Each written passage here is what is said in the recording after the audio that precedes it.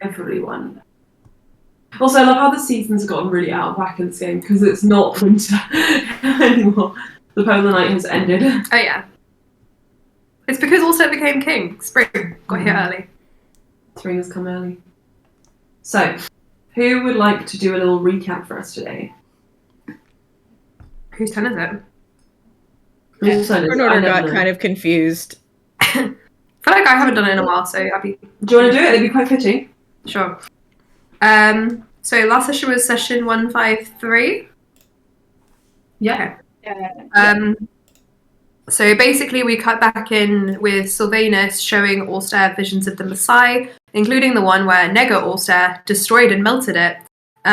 Ulster argued back that he would never do that and that his bloodline would protect the Messiah. And he made a flower out of his own blood, which then Lucas and Loran bled into to prove that their bloodlines would continue to protect the Messiah. As a final show of power, Ulster transformed into a dragon, and Sylvanus was like, okay, I think I'll let you keep the Messiah for a little bit. They had a bit of a size off, and Titania was like, oh, fun. And then she left, which is very sad. And then we left Sylvanus' realm to go back to the palace, where a big old tree had grown in the centre of it. And there were flowers in the air and lots of vegetation, which was unusual for the Messiah, but marked Ulster and Lucas's turn taking the crown. Rolmy was very happy to see us coming back. He was wearing mourning clothes, but then he pulled them off, and we saw that he had faith in us all along, which was very nice. He wasn't wearing them for you, he was wearing them for Sharpie. For Sharpie. But he doubted that we wouldn't save her.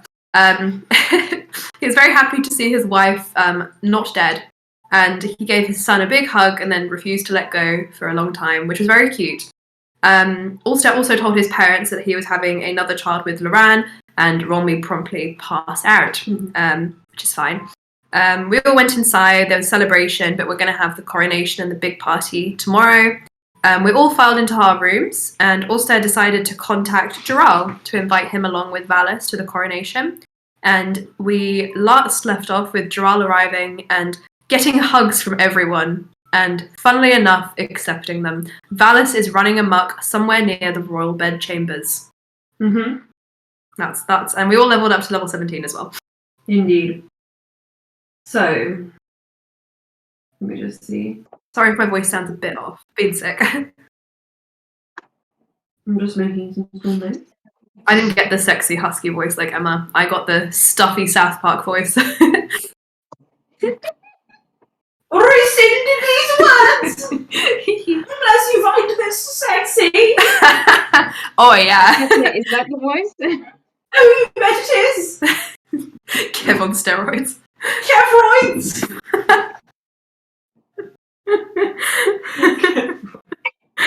It's the opposite of the Joshin. It's the opposite of the Joshin. Kevra's a hella cursed. Oh yeah. Oh yeah. Wow. They undo the white chromosome. Now get ready for anxiety! Cool. Anyway, this session started really good. Aiden. You set Aelin off, Emma. Oh, It's all your fault. it's not that hard to do, is it, Aiden? No. We're gonna get the Christmas candles so we can have fun Christmas smells. Oh yeah. Oh yeah. Oh, Me. I love it when we start sessions like 5 minutes in and I'm crying from laughing. Oh, oh yeah. So, friends, allies, dudes and dudettes, and all those in between. As I said, as Lily said, we start the session off exactly where we left it. With I'm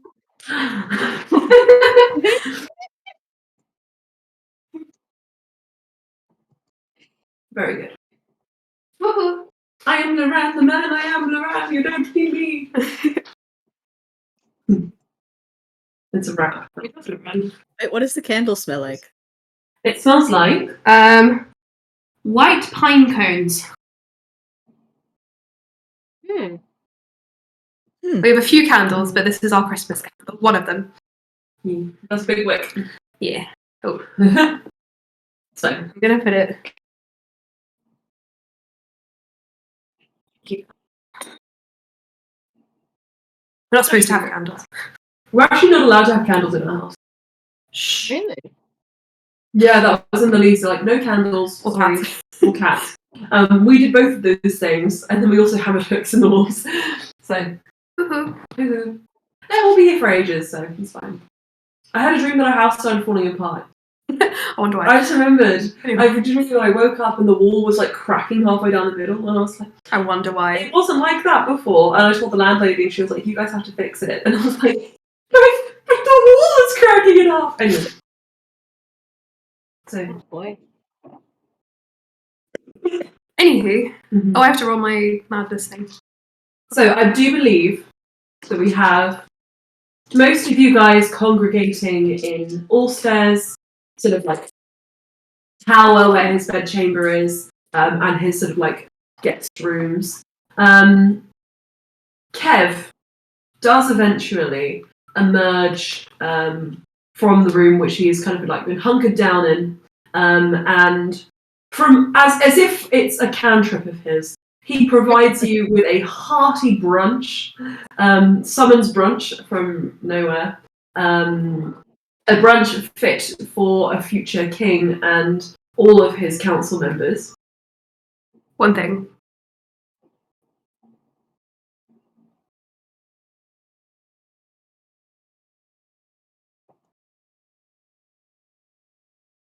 Anyway. And you are presented with a brunch platter, picnic style, served on the ground with charcuterie boards. And there's various like meats which are not native to the Messiah, and you wonder how he managed to get them, but he has them. Fruits, breads, marmalades. If you ask him where he got any of this, he just says, "I do not expose my supplies. It's a trade secret."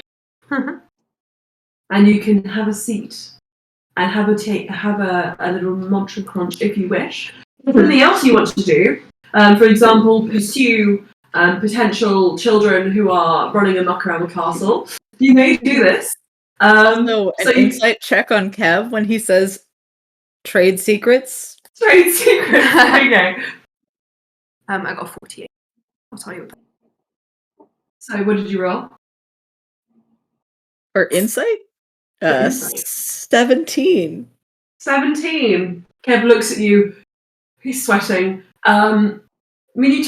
You probably have, like, on the way to go and, like, chase after Valis, you pick up some of the meats and just have a little taste. There's a little bit of a spice to them. Perhaps a bit of a Karnak kind of spice, as if he's taken some culinary pointers from a certain family name. Okay. So, maybe there's been some recipe sharing going on. Scandalous, I know.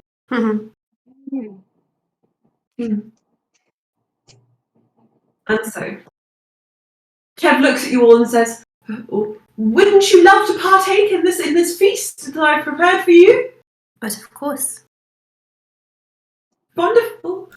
Yes, thank you, Kevin. We should probably Yes, thank also you. track down Valis so he could enjoy this feast. I'm sure it will keep if you want to come back. Yes, I will go get him because I heard he was sneaking towards my parents' chambers. Don't think that's a good idea considering the way my father is around children. I, for one, agree. Indeed, I will keep this here for you all. Please, if you need anything at all, you can call on me. You've done so much. I'll be back in a minute or so. Okay. Maybe half an hour. Maybe a little bit quicker than that. But we'll do our best. Okay. Goodbye, Kev. Bye.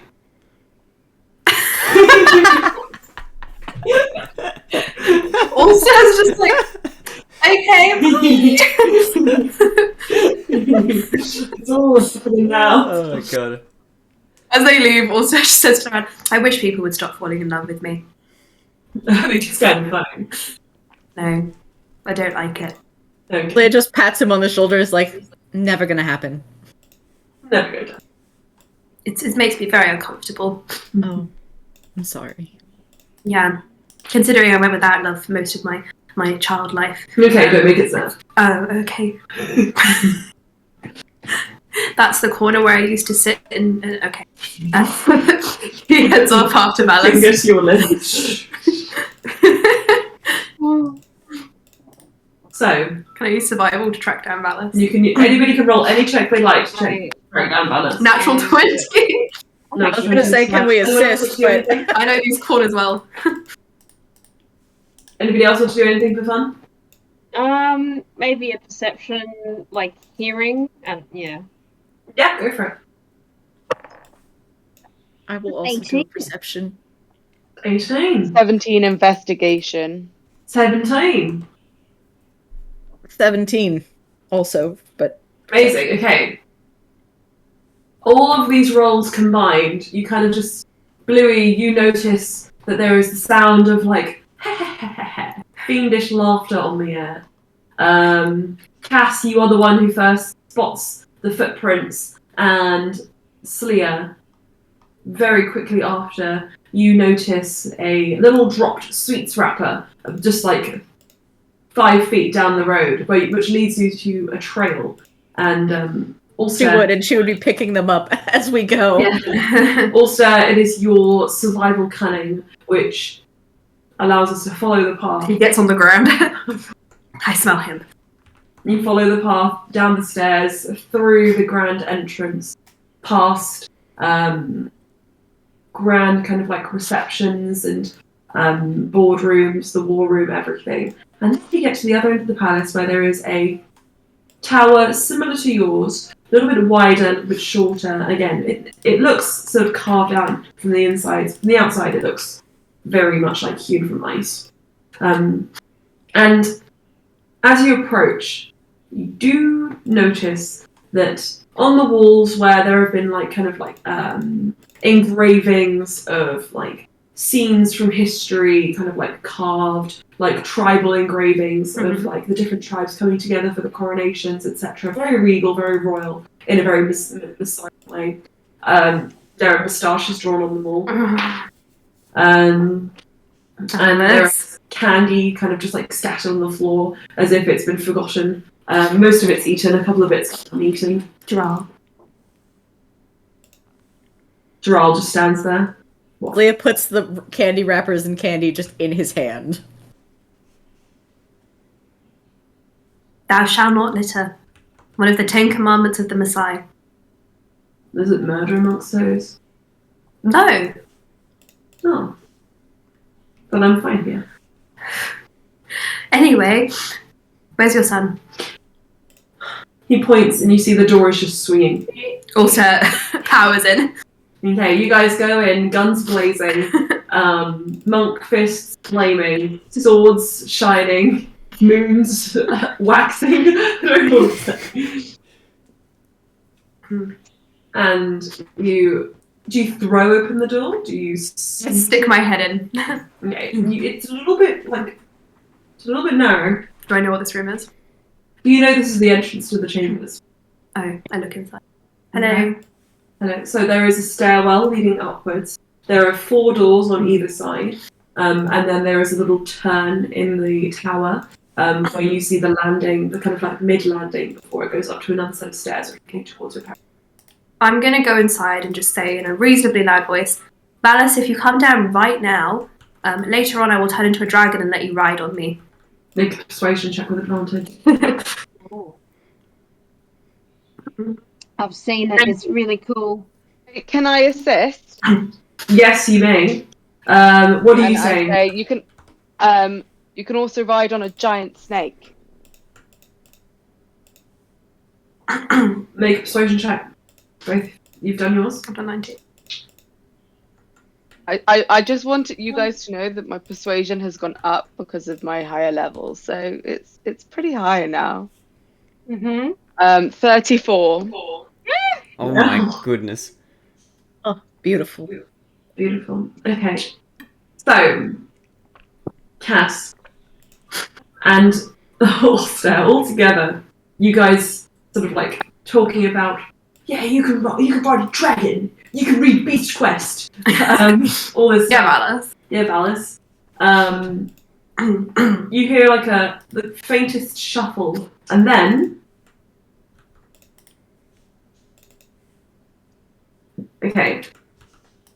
So, because you popped in there first, Ulster, does a 13 hit you? No. No. And I snatch him up if I see him by the ruff. So, sneak attack. He jumps out from behind a plinth with his like fake dagger in the air, like I flick it and grab him. and you kind of like have him at the scruff.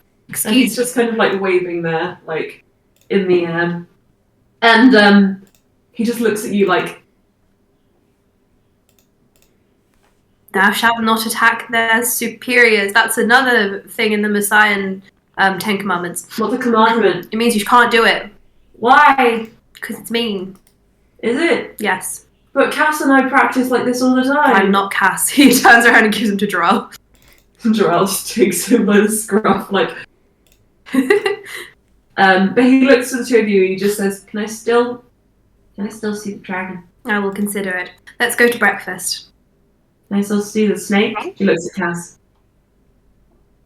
Looks back and is like, yes. And when she thinks Brian isn't looking, but Brian has many eyes, she like gives Valis a high five. Oh, yeah. Brian's neck just turns around exorcist style. He's like, turns back. You guys carry Valis out. As you do, you hear both of you the shuffling footsteps, and you just see one head poke around the side of the stairwell, and it is Rolmy wearing a little bed cap with a little fluffy bauble on the end. He's bleary eyed and he looks down and he's just like, It's alright, Father. Goodbye. Did you rest well? Yes, very well. How about you? You look well rested. Good. What are you doing today? We're going to have brunch with Kev for the celebrations. I think Loran's family, well, at least one of them might be coming as well. Understood. Understood. Wait one moment. Pops his head back around the wall. And you hear like cluttering, boom, boom, crash, crash. And there's just like the sounds of like doors being thrown open, wind gushing through. Absolute chaos and anarchy. About 3 seconds later, Rolmy appears back around the edge of the stairwell, fully dressed, regal as ever, almost glittering. Are you coming to brunch? Of course. Wow. You've never been to one of Kev's shindigs? Well, apart from the dinner with the dessert that went Do down. not speak its name. Oh. I'm very close to becoming king, so you can't order me around for much longer. Yes, Rolby says nothing to them and keeps coming down the stairs. He sees Jalal and is just like, Sees the mini crawl. I anticipated this. Sees Cass and just says, hello. Hi. Cass like disappears. Sees Valis just kind of like floating midair because Cass is gone now. Wherever she is, I do not know. He just looks at Valis and just goes, Straw son. Reproduced asexually. it's my favourite kind. Anyway, Kev is waiting for us. He looks to wait. Also sweating. The more Rolby remains around them, the more like... He stands in the middle of your group and looks to Bluey. Lady Bluey Sparks. I thought it was Dame. Hello, Your Highness. Dame.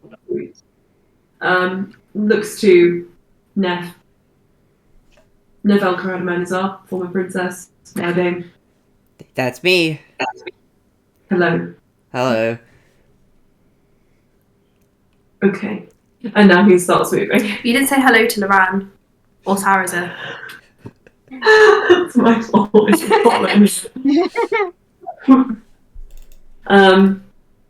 The Kane's just... the Hanes just kind of posing in the back. Rolby approaches and just says, morning. Game on taking. Loran says, oh, father, hello, it is good to see you today. You look strapping. Absolutely wonderful.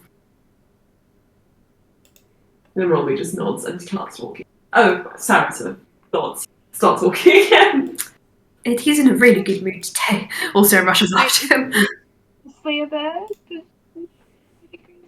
Oh no! I'm so sleepy. Hang on. Let me fix this. There's 60 left. Let me break this. Cats making weird noises. Rolby reverses and looks at Sleer. I like it. Lady Sleer. You are It just kind of like wonderful. bows and, you know. Mhm. Thank you all for keeping my son safe.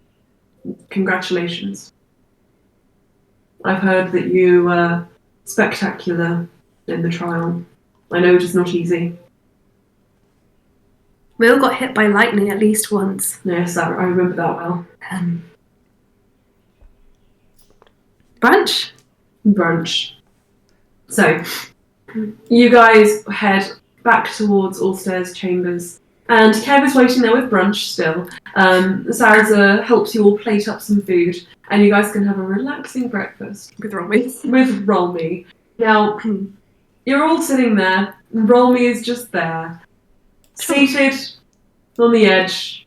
Legs kind of folded underneath him. Although He's purposely put 3 puts Neff grapes on his plate. next to him. He looks down at you, Neff. How is being a halfling treating you? Pretty good. It's pretty good. And do you has your Messian language study come along at all? Or are you still inadequate? I mean, are you still learning? Also, his Okay. word inadequate and just Can I try to say something in massage? Go for it. Alright. I would like to say, no, I'm still inadequate. Oh, okay. Make an intelligence check for the word inadequate. Okay.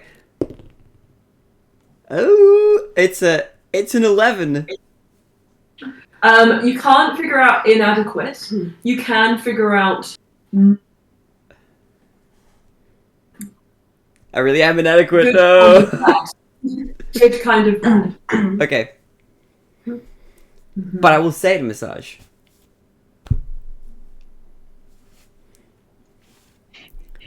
That I does suppose seem the only bad. solution is more time here spent learning the language. Good Sleer idea. just grins. We have a lot more time on your hands, Father, after you aren't on the phone anymore. Maybe you could teach True. Neff. NF beams. You can also teach my 2 children that are on the way. He takes 12 points of damage. Which they weren't produced asexually, but I'm sure you'll love them all the same. Roll me's doing death saving throws. Also, you get the Bible says doing this slightly on purpose. He looks towards Loran.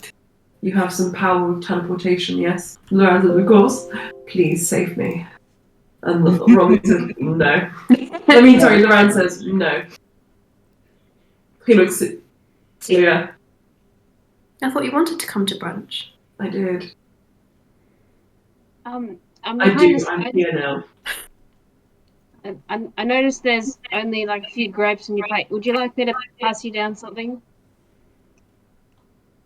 What would you recommend? I mean, the spiced meats is nice. Spice. You know, spicy meat. Spice. Well, you know, there's another person at this table who can perform teleportation, and you just insulted her massage. No. It's alright, Father. This is how we make friends. By Feels like hazing, we make enemies. by hazing people. I was hazed brutally. By me. Yes. Indeed. And look how I turned out. Spice meats, yes, please. I'll take one. Blue was saying that with a completely straight face. Of course. Not with any connotation, but I needed Oh to. no, of course. Only Loran gets the connotation. Funny, he was saying that because he's scared of eating spicy food, but now I realise it has a double meaning. So, Blue, you pass him a selection of spiced meats, and he takes them on his plate and he looks at them.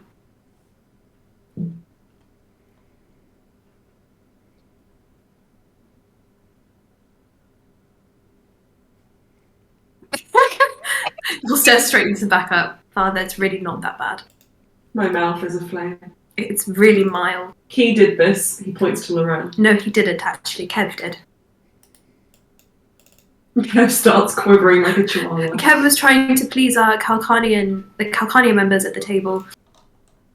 Make me a charisma check. I think anyone on the table can assist. 17! Oh, there you go. Straight up. Louis, do you want to assist at all? Like in that, like there's no connotation, or like it's a genuine attempt to please. It's 18. That's one. I'm not sure I had all that correctly. Blue can assist by. I mean that. You know, they're delicious, Just but not represent a genuine attempt. And like they're very nice, you know.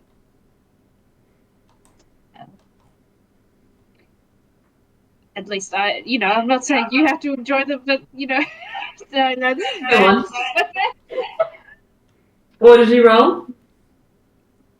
Oh, I'm rolling as well. Sorry. That's okay. Like what? Charisma. Yeah. Persuasion? Charisma. Oh, I think that's an 8. 8, wonderful. Bluey, you do your best. And Ulster, with a bit more like assurance from you, roll me, calms down slightly, just nods to Kev and just says, very forward thinking of you to consider our international relations whilst preparing this bounty. Good, thank you. And in thinking about international relations, Neff, I think the massage is coming along very well. Can I say thank you in massage? Wait, I'm going to tell you what thank you is, so you can actually say it. Yes. Hold on. Give me 1 minute to find this. Brian's like passing a note to Neff. Here, this is what thank you is. Yeah, Brian's passing notes under the table.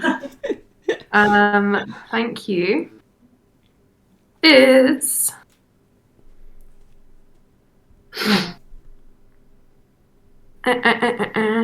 please. It's in the main server. It is. There's no thank you, but I'm gonna construct it. And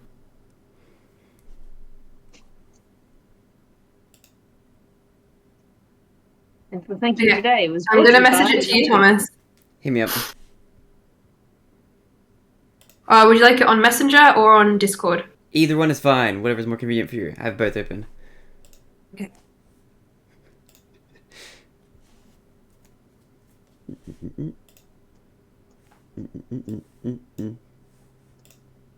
There you go. Okay, Thomas, roll me, looks at Neff. I was getting ready to roll something. Okay, I'm putting my dice back down. Roll me, looks at Neff. And just says, your massage is coming along fairly well. Play. And then Neff looks with with seeking approval glance towards Brian's direction. Brian's nodding. Lauren is like...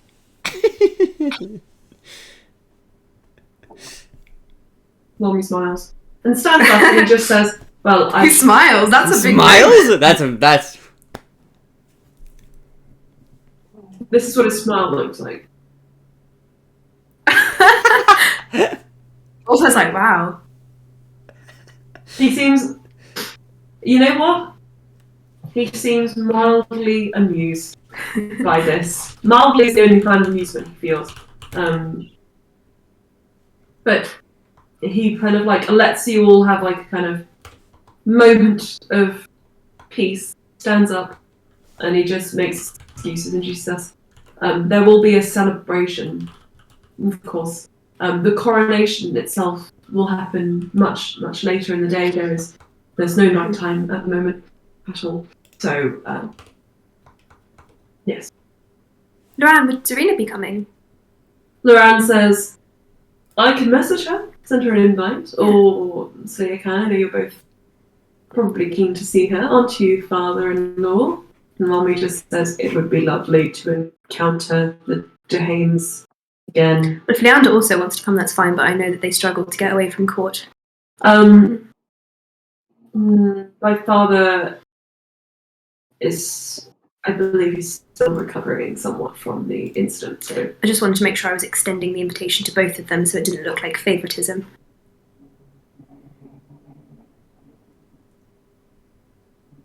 Loran is that close to rolling an insight check. No, he meant that genuinely, because he wanted to make sure they were both invited. It's like, I'm pretty sure Zarina would relish being the favourite, but I do like them equally. I'm sure you do. Loran just says, I'll extend the invite to them both and I'll see who... Need a blanket, my legs are cold. Says and stuff. Whilst I'm sending messages, does anybody want to invite anyone else to this? It's quite the party, I hear. Robbie's like, no. Robbie just is like slowly sidling out of the door, like making like... No, father, please don't leave. Oh. I think Loran I is think nodding Cass might emphatically, invite like, please Freya. invite people. Sorry, Cass, what did you say? I think Cass might invite Freya. Okay. So Loran will send a message if you would like to dictate it. Hello, Doris. Not hello, Doris. It's a message. I think Cass would say, "Hi, Freya. You're probably quite busy, but if you're free, there's a coronation party you're invited to." Cass. She's got some awkward chats that she has to do with Freya. I'm kind of like went from being bound to one person to another soz. Interesting. You've moved through all of the different realms of people. Like, you've got your hells, you got your fairies, you got your elemental planes. So, Yeah. you hear Loran pass on that message, and he waits. Right. And, Cass, Loran says, I think she's going to come. I think she might. Keep an eye out. Also remembers the last time Loran messaged Freya and it's just like,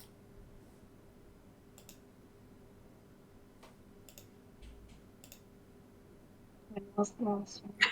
It was very inappropriate. Anyway. Anybody else? Blue is really tossing up in her mind, Aishi.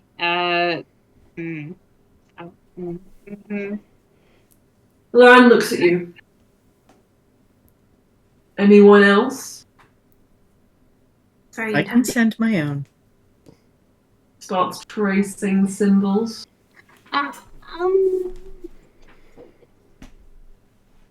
Yes, I'd like to send a message.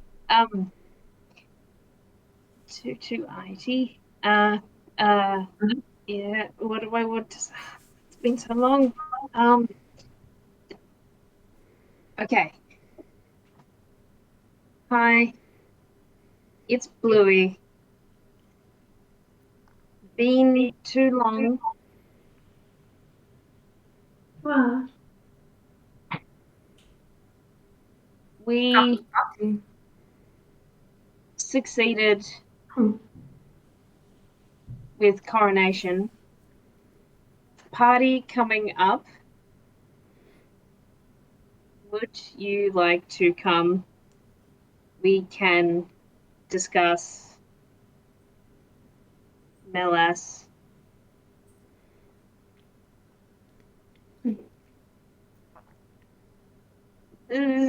Love, miss you. Yeah.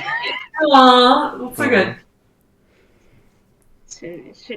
She's probably standing like this. wedding. Loran sparks his message off. And then you hear a moment later IT's voice getting like high and like fairly rapid. The coronation. Well, wait, actually, you're not the one sending the message. You can't hear this. Ha ha ha ha. So, Loren says, right, interesting. All right. Apparently, word has already been sent out. And the Winterbrands, being distant relations of this land, were invited to the ceremony that would happen today. So she's going to try and tag along with them if they haven't left already. Okay. Oh, good. Okay. Wonderful. Thank you, Lauren. Oh. And of course, Osha is currently trapped and unavailable to move. So Nev will just be sad in the corner. Ulster goes to pat Neff on the back and just shakes his head at Loran. what we can't forget. Just say it out loud for now. No. So does not saying it out loud make it go away? No, but maybe just not today, Loran. Not today, right? Because today is a good day. Okay. Neff, he approaches you. Yeah. I apologise for my behaviour. It's okay. Okay, so Ulster hugs Neff. Neff, why are you crying? Stop. Sad to cry. I mean, No, it's fine. there. Okay. No, you don't have to stop. Cry more. Okay. Loran. Okay, I feel a little bit better.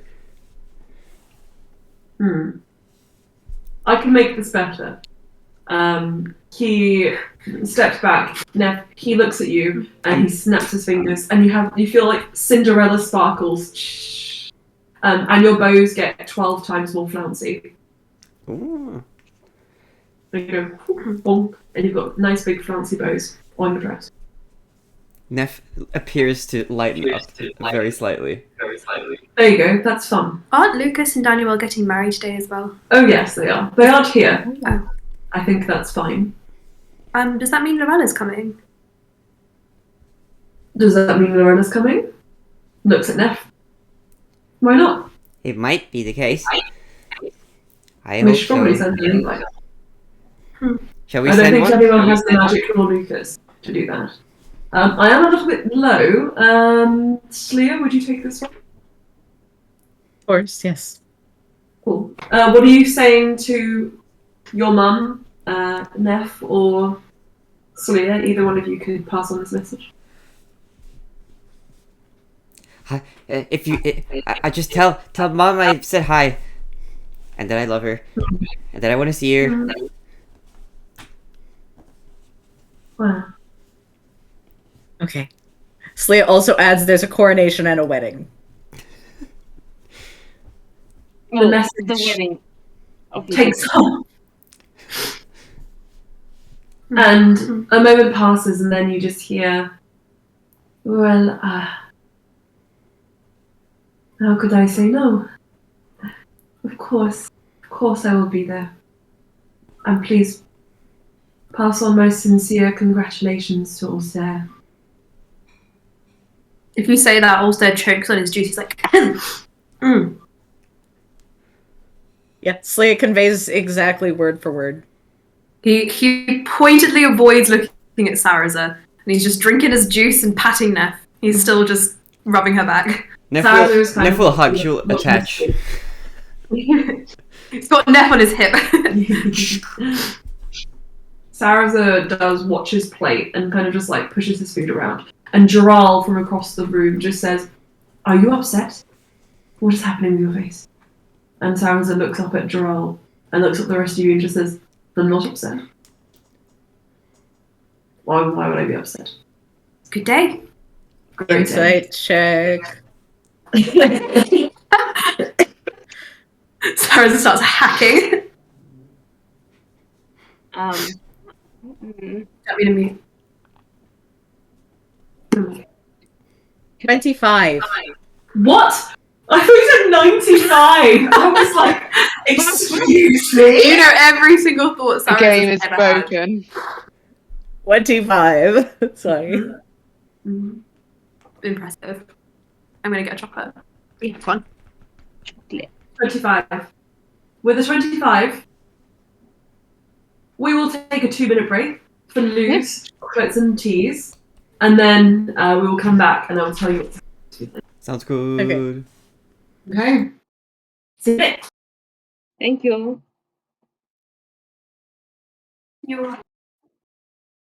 Yes, I might just have to take some more frequent breaks.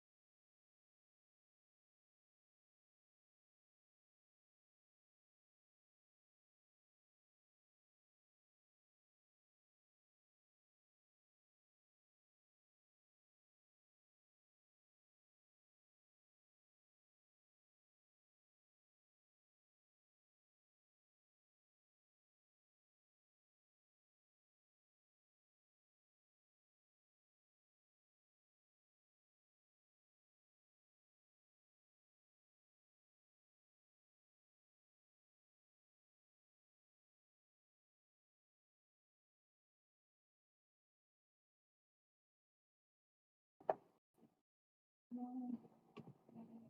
want to show the Bluey picture a bit more if anyone's there. There she is. There she be. Cornish? I don't know. Sorry to Cornish people. Or whatever accent I just imitated. Hello. Hello. Thomas's I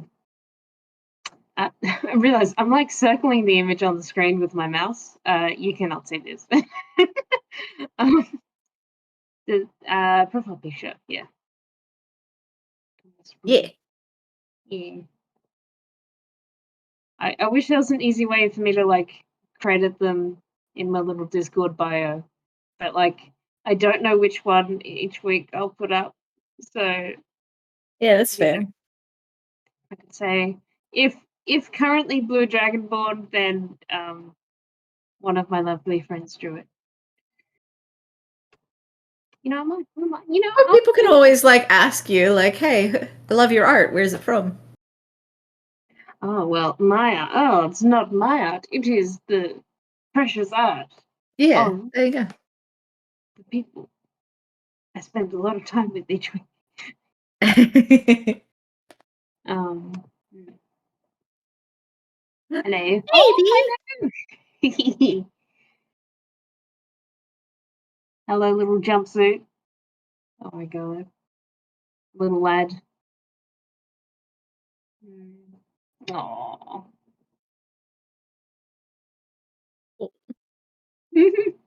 Also, it was a good time to break when we did because Ryan's alarm didn't go off. Oh. So I was like, "Hey, you should probably wake up because I think you have work today."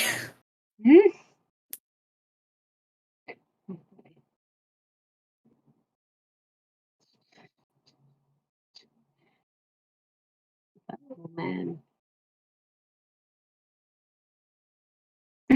Hello. Looking to us. We got. Oh, we got Tom and I got Rocky a present each. Do not be fooled. He is in fact evil. This is the evil one. If he doesn't get attention 24 hours a day, all the time, he cries. He screamed. If his husband gets more attention than him, what does he do? He beats him up and cries. Oh, baby. Look at them. Oh. What's his favorite hobby? Grooming his husband to show dominance. And eating. And eating. His favorite hobby is wriggling. Wriggling. Oh. Oh my god. No, Naza's such a good boy. Mm. This one, however, is a demon. This guy also enjoys sitting on the radiator. A demon who loves cuddles. Nice. Goodbye. Wriggling. It looks And like a escaping. sneaky, you know, about to shoot out and go down the stairs. Hello. Oh, I always show him photos of Roppy and say, Roppy would never do this. Roppy would never let me down like this. Are you getting updates about Roppy? I am, yeah, I get regular photos with Roppy. Roppy would never do this, would he? Roppy's an angel, and you're a demon. A demon!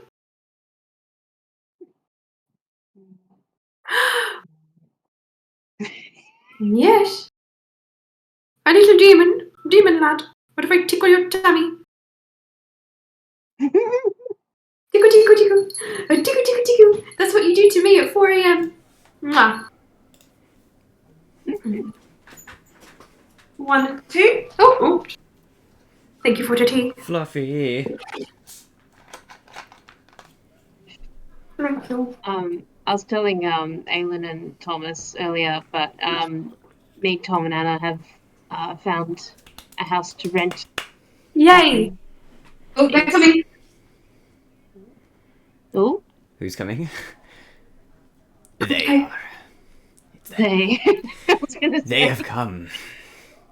They found us. They're evil, I promise. They really are a little bit. One of them is like than the other one, but both of them. It's mostly this one, who I found eating moldy bread this morning. Why was he eating moldy bread right after eating his own breakfast and a little bit of his husband's? I don't know. Maybe it's because he's fat. That's right. I'm body shaming you on camera. You're chubby bunny. You He has don't no need idea. food. You don't. I know you're very cute, but you don't need it. You don't need moldy bread. Yeah, you don't eat moldy bread. He will eat anything. Anything we leave out, he will eat, including leaves. Concerning. Yeah. Yep. Wow. Something's a bit wrong with you. So just because I thought I missed it. Anna, have you found a place to live? Did you say? Yes. It is like a bit further out of the city, just for price sake, but really A bit nice. closer to the city or further? Sorry. Further, definitely. I never got to see your place. Look, almost nobody did. So don't feel too bad. It's like, see, the thing is with the Sorry, I house- have hiccups. That's okay. Do not worry. I'll mute myself. Oh, thank Not you guys ideal for being here. By the logistics. way, I know most of us are often sick or have migraines or work commitments. So thanks for always making it work. It's a pleasure to be I here. love you. I love you guys. But yes, Anna, this is your Mm. time. Yeah, big backyard. It will take a lot of mowing, and I've heard word from Tom that up in Pennant Hills is perhaps snake country. So like, short grass. But yes, nice big space for the cat to Australia. finally be, and he's not just at a second floor balcony where we have to like watch him. Can you go outside? Like downstairs, it's like all concrete, and there's cars often about, and it's very close to Parramatta Road. So Can you please move that bowl back? big motorway. Yeah. Back up. Yes. So.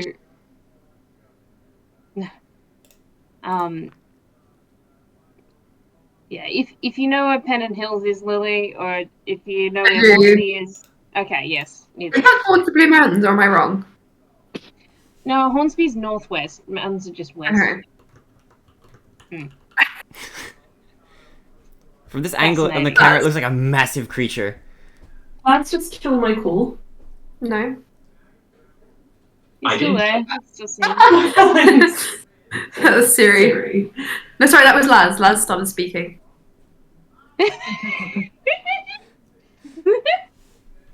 Oh my goodness. That's the current view I'm sending.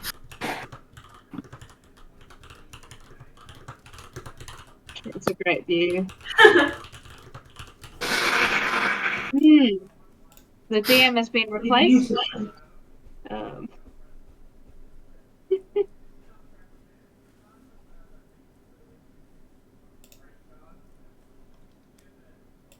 Yeah, it's good. The place, we did have some thoughts about it at first, in that like, even though it was like clean, it was just a little bit raggedy. Like old wallpaper inside the storage cupboards, and it was certainly look, in the photos that were online, there were like photos of grandchildren, and it was very obvious that this was like a house that old people fairly recently lived in. If grandchildren can survive, I'm sure you'll be fine with the snakes. Yeah. Yes. But like, You think it's a haunted and- house? Snakes. You think it's a haunted I snake can't. house? No, it's just Australia. No. Yeah. What, can snakes kill you in Australia? Yeah. Everything can kill you in Australia. Yes. I mean, Some of them. Everything. yeah. I mean, that, like, actually, it would be a good idea to find out where the nearest hospital is. Also, none of us can drive. So, yes. Anna knows a lot of basic first aid. Like, she's about to go on like a 2-week hike, so she's made of tough stuff, and she knows a lot. So, yeah. None of you can drive. None of us can drive. No. That's the gayest thing I've ever heard, Anna. Oh, look, that's why we needed a place that was like less than 15 minutes from the station. More ideally, less than 10 minutes. Thing is, both Emma and I can technically drive legally. Hmm. Not sure if that was a good idea. I could legally sit in a car. Yes. I could legally be driving a car. I would do many illegal things whilst driving that car unintentionally. But getting to from A to B is legal. Yes. So anyway. Anywho, let's interrogate Saraza. I can legally sit down. Thomas is a good driver. I have to drive to work because my work is 40 minutes by car. Feel very And safe. the city where Lily always was like over an hour away. Yeah. Lots of driving But practice. didn't you also go to the same uni? So did you commute from home? Yeah. Chaos. Every day. Sometimes he was really late though because if it was a train, then the trains would get delayed. So actually driving was much more reliable. Yeah. I ended up driving up towards the end because trains were like, it was kind of like, oh, there's a squirrel on the tracks. There's going to be a 5-hour delay. Sorry about that. There's a bus replacement I used to day. be so sad when you couldn't make it. You'd message me like, I'm not coming in, there's a 3-hour delay, and I was like, Usually because I'd be up like over an hour before my class would begin, and I'd just be like, well, I just know that I'm not going to be able to make it in time. It's like, what? it was the bloody kanji test at the beginning of every single Japanese class. And because of your train, you always miss them. And I always thought that was super unfair that they put them at the beginning of the class. I was like, Vaguely remember something like that now. yeah. This has been second year or something. Okay. Oh, I didn't miss most of them. I think I missed a couple though. Yeah, you missed like 3 or something. Something like that. I think. Right. Something like that. Lads. I used to strategically miss some kanji classes because Emma didn't turn up to most of the tests. I was depressed. Stop. Same. God. Squad. Except I channel my depression into academic intensity. It's the only way I feel. Actually, I channeled it into D&D. That you challenge D&D, that's why all our characters are depressed. Anyway, speaking of depressed, how are you, Saraza? Yeah. That's a good reaction. Are you okay? I'm still sick. I mean, I'm going to take a sip of tea and make it all better. Okay. So, Dungeons and Dragons. Woohoo. Aelin, accompanying your role, is there anything that you say to Saraza to insight check or to kind of like just prompt any kind of reaction? She gives him a look and goes and does her other. Oh gosh, sorry, my cough dropped. That's okay. It was like that vine with the jello. Uh-huh. Yeah, she gives him like a look with like that very direct eye contact. Like, I see you. We're gonna address this, but I have a thing to do real quick. So, from your insight check, which was 25, you can tell that Saraza, maybe upset isn't the correct kind of estimation. He seems to be...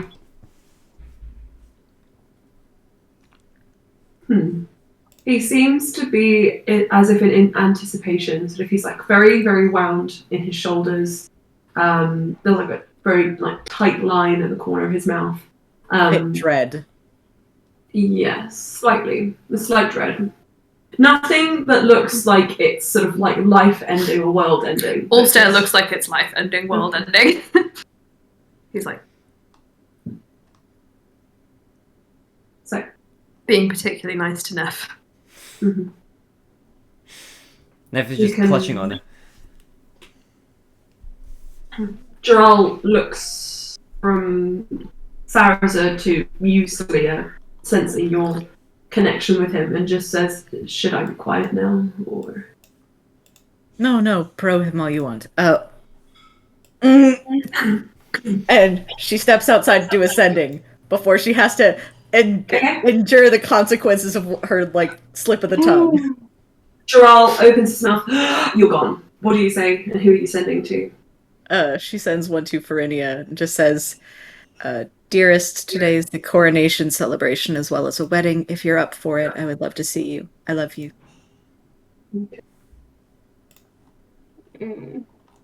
After a moment, Farinia says, "A coronation in the Messiah, that sounds... Yeah, no, that sounds pretty good. You might need to talk to the temple or circle, sort of like generals near you. Get them to send something over for me." Of course. Farinia has no magic, and traveling to the Messiah is hard. Are you still in Loren's shop? I might just see if he can't activate the circle for you. That sounds perfect. He's a legal circle. Which he had to shut down. Oh yeah. He made such a big deal out of it, and then it turned out he never got rid of it in the first place. Yeah.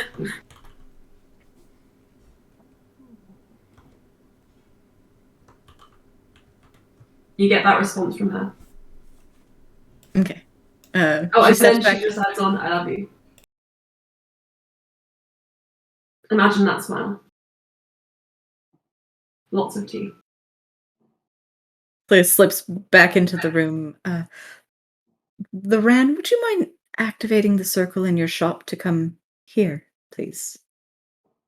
Celia soon to laugh. My goodness, you're asking me to partake in illegal activities. Gladly. It'll take a couple of moments, and he kind of excuses himself, steps out of the room. Also, it's like, don't go. "Oh, I'll be back in time." Okay. He's still bouncing Neff. Also, make an insight check.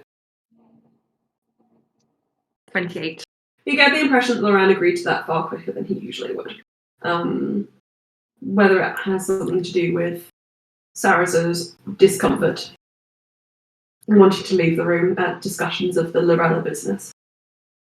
It'll be nice to have a wedding for Danielle, considering she's had a few failed conquests. Sarazo says, yourself included. That was more of a... it was very charming. Loran leaves the room. And Celia, you see as he kind of like takes you upstairs to the to one of the other bed chambers, not all stairs, but perhaps one you were staying in, and starts kind of just setting up the circle on the floor. And after a moment, like about a minute or two, he leans back on his heels and he just says, "This should do it if she's in position to go." Thank you. It's all right. Now, and he just kind of like flicks his finger on the ice as if it's a match, and there's a flame that comes away on the end.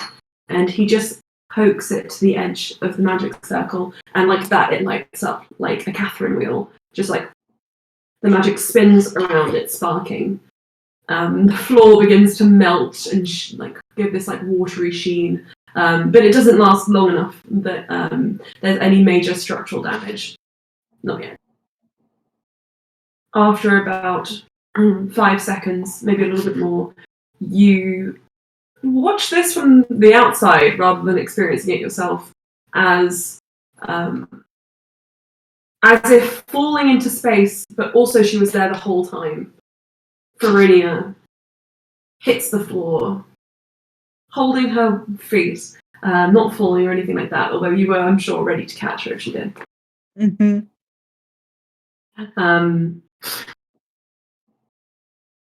As the light smoke and the smell of lavender and incense in the air just kind of wafts under your nose, Farinia looks at you with like a kind of pleased and impressed expression. And then opens up her arms. Yeah, Slia is just like instantly like on her knees, just ready to embrace her in a hug. Kadoosh! Kadoosh. Ahad. And she plants a big kiss on your forehead. And she just smiles and she says, "Yeah, you. Sorry, I missed that. It cut out. I missed you," she said. I missed you so much. Thank you, Loren. I'll let you have the room. Doors As open always, though. forever indebted. No funny business. Any news? Thought the round would be in support of funny business. He does not miss the fact that you said that you were in his debt forever. A very, very bold choice of words. Careful. Might end up marrying him. Slia just knows that she's gonna be in his debt like for as long as her lifespan is. Like it's just never ends, and that's fine. She just accepts this now. From the hallway, you hear hiccuping incessantly from the other room. And you understand Cass has had a little bit too much food and is just like trying to keep it down. But you and Fernie are alone. If there's anything you want to say to each other, she seems content to just hold you, but you can tell there's like kind of like excitement, like a kinetic kind of energy. She's waiting to try and like ask the questions. Slia just kind of like runs her hand through her hair. Shall we get you ready? Sure. I've got a lot to ask you about the last few days. I just need to know everything. If you can tell me, of course. Of course. What questions? What happened in the trials? What did you see? You won? How?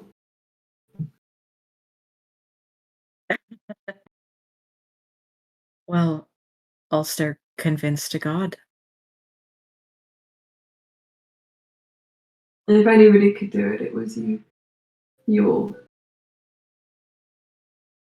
I'm proud. As am I.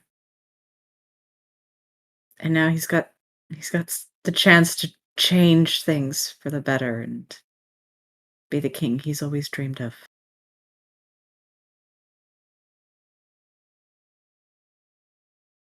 You're happy. Even more now. And how about your quest? How about all of your knowledge? What have you learned? Not enough. I knew that would be your answer. But how do you like the name Kistel?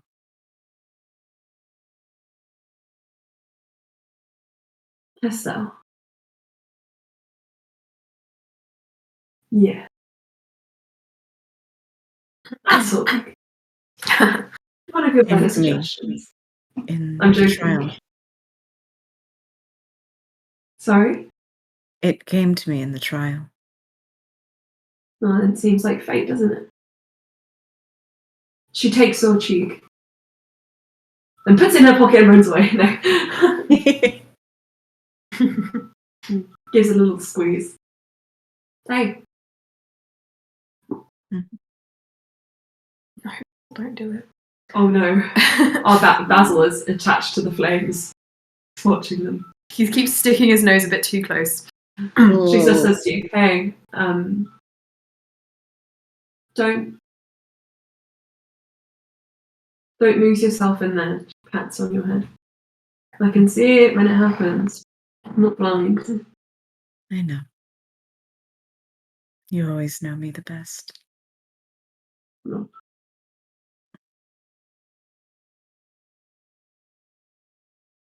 Onric's doing well. All the orphans have just kind of been like creating their own little urchin gang terrorizing the populace. They take turns disguising themselves in Loran's clothes and like, parading around the streets. It's fun. This merchant or magician who they've got a strange vendetta against. Keeps throwing eggs at them.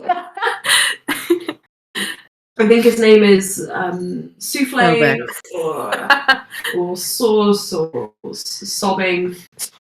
I'm Something sure like he that. is sobbing. Yeah, you should have seen. Should have seen the carnage they left. This is great.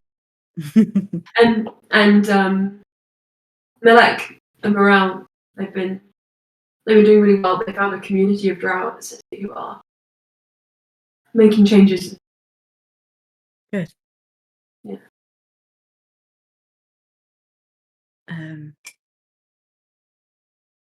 Everybody's waiting in, or everybody's back in Ulster's chambers. Do you want to rejoin? Or do you want me to yourself for a little bit? They can wait. I need more. I want to know everything else. Just Leia gives her a stay here with me for a minute. breakdown Yeah. of the entire thing, and at the end she pulls out like the blanket that she made for Inia in the trial and like wraps it around her shoulders. She pulls you in under there as well and gives you a kiss and just rests against your shoulder and traces patterns into your hands. And you stay like that a while, and Lily, you should turn on your camera. Because look, wait. Basil! He looks really regal behind you. He's not anymore! Window? Schmack. So, Slia, Farinia leave the room. Loran takes a little time coming back in. And then when he does, he hovers at the door. In the meantime, is there anything you guys want to say to each other whilst teleportations are happening and messages are being sent? Ulster wants to discuss Neff's maid of honor outfit, Ooh! considering they are both maids of honor. Sarah says, well, you should match. A maid of honor outfit. What kind of outfit would be appropriate? I've never been a maid of honor. Not really a maid. Instead, you're more like a man or I'm fine with being a maid of honor. a master of honor, prince of honor. Aren't we all maid of honor in a way? You know, maid of We are made of honor. That's true. We are maid of honor. Sounds good.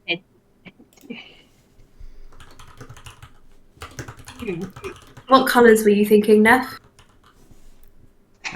I mean, I like light colors, and I like scarlet reds, and I think I know that you like that color too, so maybe something like that could be nice. Some like red, some maybe lighter tones. We should probably ask Danielle because she doesn't want us to upstage her. Mm-hmm. Maybe you should go into that now. Who suggested that? Sarah said. Are you telling us to leave? No, I just know that it's fairly early in the morning, so you wouldn't miss anything if you went. We can all go together. I'll come with you. Sarah stands up. Okay, that's great. I don't want to be the one to disturb them, though. Sarah, is it? What do you mean? Oh, I just know that if you should probably leave some time between knocking and allowing them to get ready.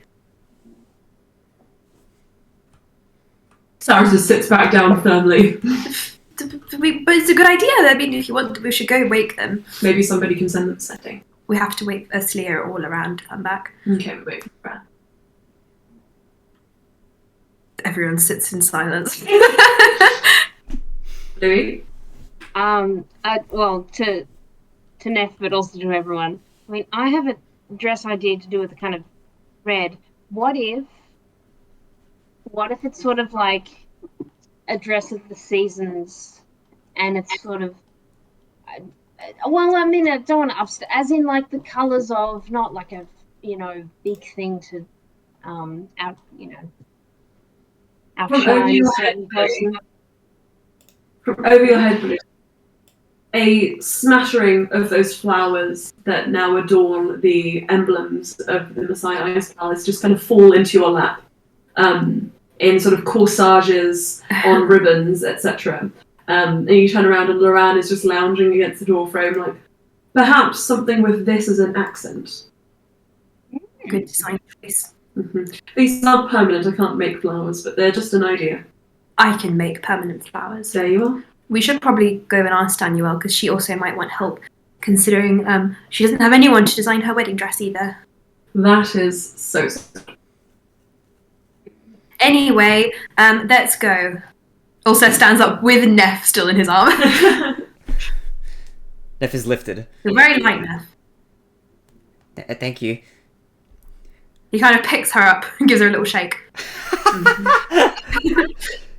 It's like money falls out.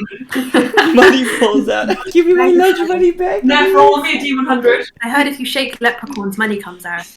Okay. Hold on. D100. Raz, you really can't go into the candle. Okay. It's a really bad idea. Where is the... Oh, this is the... Okay. That is an 11 on the D100. Hang on a second. What do I get?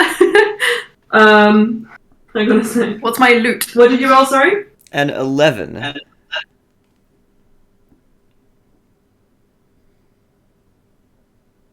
That could have been a divine intervention. Yeah.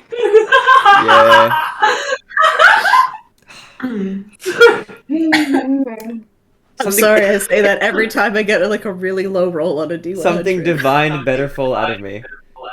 It better. Out of your petticoats falls a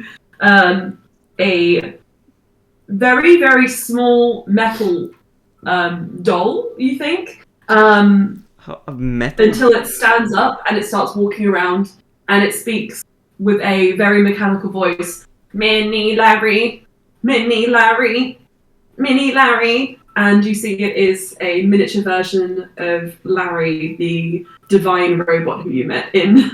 Neff, did you just give birth to a robot? Oh no, this is Mini Larry. I forgot that we've been having adventures on the side, here and there. It just wasn't important enough to bring up ever, but Mini Larry's being quite supportive through these hard times. Do you remember that one time during the trials when Thomas wasn't here and Neff was suspiciously quiet? This is what was happening. I will pick up Mini Larry and tuck him back into Neff's petticoat. Mini Larry will never be seen again. Though I'm sure it will, just maybe later. Oh, Emma, you 100% know that this is a D&D campaign. I'm going to make Mini Larry a major character from now on. Let's go wake Danielle up. Yes. It isn't sentient, apparently, on the list of magical items here, but we can play with sentience. We're the gods of this realm. Anyway. Ulster scurries ahead to avoid the Loran Sauerza vibes. He's got Neff, he's just chatting away. Okay. So, are you not going to send her a message? No. No? Okay. Loran can send that on the way. And Loran does not know this plan. Loran, send Danielle a message. The other sister. Hello, other sister. Just send Neff in the mail. Hi, hello, sister. Hello, other sister. We're on our way to you now. Be prepared forthwith for our arrival. The message is whisked off. And to make your way actually to Danielle, you have to leave the Messiah Palace proper. As Lucas's lodgings are taken up with the very sort of like large settlement that comes along with the game tribes. He's making biscuits on me. With the game tribes. He's making biscuits. I can hear him purring. The game tribe has their own setup outside of the palace, along with all the other tribes. These setups look very different. So the Taraj tribe have upturned canoes and sailing vessels that are used as literally have been used as lodgings themselves, where they've propped them up on one side with scaffolding, covered that scaffolding with thick tarp and furs to create a sort of side wall so that you could walk in and just literally be underneath good cover. The Hainan tribe have Beards. Beards. That's all they need. They have all the stuff is made of hair. No. Beard houses. The Hainan tribe have sleighs which bring kind of like large planks of wood They're to all make Santa. to make ramshackle cabins. These, as they are one of the sort of like most sturdy but hardest to kind of carry, as usual, often become the centre of community life here. They are set as deep close to the sort of like the palace walls as possible, and they are kind of like established with like very large open areas between them so that people can congregate here. Also considering the Hainan tribe is one of the most welcoming, it makes sense. The game and the game on kind of keep themselves. The game on being residents of the palace at the moment, considering the rulers are game on. And the game sort of separate themselves, and they have a sort of mix of all the different sort of cultures kind of like combined. You see that they've taken sort of like the best influence sort of like from all cultures around the Kasai, and with some foreign implementations as well being brought in. Mostly as decoration or to sort of like give a diversity to their food, just like encourage them to try new things and open their minds a bit to the outside world. Whereas the construction, the infrastructure is very designed. And you can make your way through. Some of these cabins are one story, some of them are tents which have like ladders kind of climbing up the side, scaffolding under structures with, again, furs covering each top. And the largest of these is home to a community centre at the bottom, which has like a large communal fire just outside of it. There is a sort of a pathed area to protect from the snow. And then there is a ladder leading up to a very well insulated, larger sort of like lodgings area, which Lucas calls home. Ulster's ploughing ahead with Neff. Okay. When you arrive, you see Daniel is toasting a marshmallow on the fire outside. Hail and well met. Oh my god, hi! And she kind of like puts the marshmallow in her mouth and like marshmallow fluff is just kind of dangling off her lower lip. And she just comes and she gives you guys a big hug. Hello, sister. She's wearing like Also Beauty and the transfers. Beast Belle style fur cloak. Like it's just over the top, flouncy. They match. Oh yeah. It runs in the family.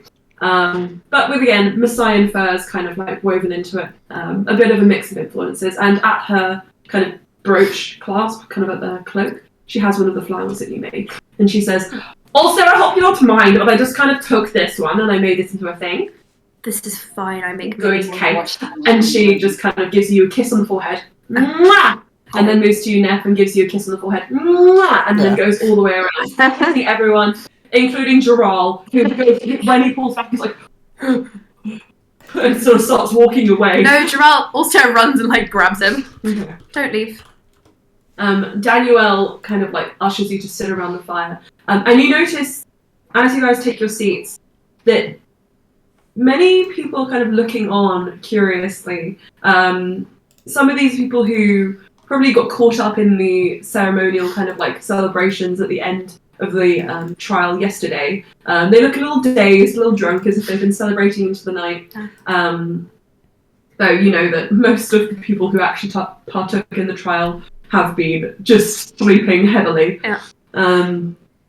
And they seem curious as at your arrival, but nothing hostile at all. Just genuine interest on their eyes. But they keep distance, giving you guys some privacy. And Danielle just kind of like releases her cloak because it is very warm here thanks to the fire. and looks up at the sort of like clouded sky, and she just says, "This is really cool, really really cool. I'm going to write this, if you don't mind, into my book, because I'm working on the next one, and like just because I thought the story was done, and then I realized that actually it wasn't. There was like so much more to do. And I don't know. Here's the thing. I meander so much on my pages. Like, just, you think you're gonna get from A to B, and I have all my notes, and then actually what happens is I just get caught up in a conversation between, like, fictional Sarzer and fictional, like, Loran or something. I don't know. Yes, Daniel, who are the main characters of this next book? You. And me. And Lucas. Can we maybe, perhaps, if there's any characters based on me, tone down the spicy content next time, because I've had some very inappropriate questions asked of me by booksellers and shopkeepers, and I don't think you actually know what happens behind my bedroom doors, so I don't want that out in the world, considering I am now a king. This seems like an entirely fair request, and I will honour it to the best of my ability. I will not change anything that's in the previous books, because it's too late. They're already out there. If people want to find them, they will. But in the next books, I want to write anything spicy below the chest. That seems like a fair compromise. Bluey, by the way, I decided I'm going to give you a really cool character arc in this one. Oh. You're going to turn into a dragon at the end. Is that okay? I wasn't sure if that was like insensitive, considering that was like an all-star thing, or from what I hear. All-star is like, huh? But I don't know. I just think it would suit you really well. Also, because I've created this whole mythology where you're basically the Dragon King of Eldora.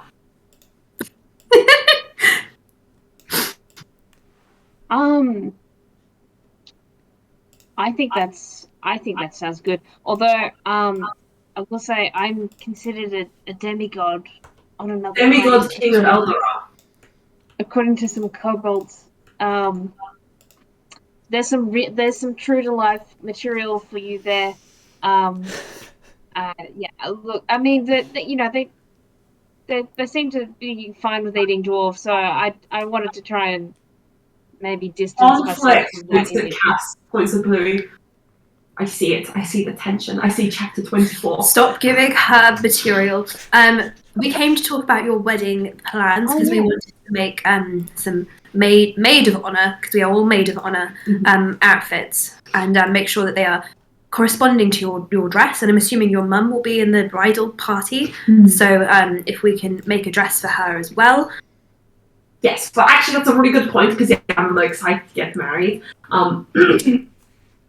Sorry, that's me. Yeah, so I'm really excited to get married, and basically, here's my plan. I would like to be flown in on Shu. Sorry? I want to be flown in on Shu, because she's big and pretty. That would mean that I would have to go with you, because otherwise she might eat you. Could you just tell her to like not? I don't want to risk it.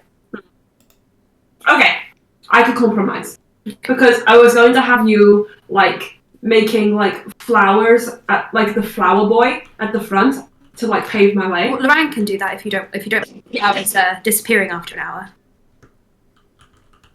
And if you don't mind Loran being your flower. Loran, you can be the flower boy. Loran is like, ooh, a role reversal, interesting. Yeah, he really likes that. So, if you're going to be the flower boy, Bluey, will you be a maid of honor? I'd be happy to, yeah. Great. Cass, will you be a maid of honor? I would be honoured. Okay, cool. Neff? Yes. Ada. Ah? And I want you to be like the one who stands behind me. Okay. I can do that. Because I want to be able to be like, to turn around and be like, oh my god, look, I'm getting married. Oh my god, okay. Okay, cool. And Ulster? Yes. I would also like you to stand behind Lucas. You want to be the one to stand behind Lucas? Sure, but if I stand behind Lucas, no one will see me. I mean, like, there'll be like that way. Oh, and yes. It'll be like whoosh. It'll be like whoosh. That's fine. Cool. All right. And Sarah says, yes.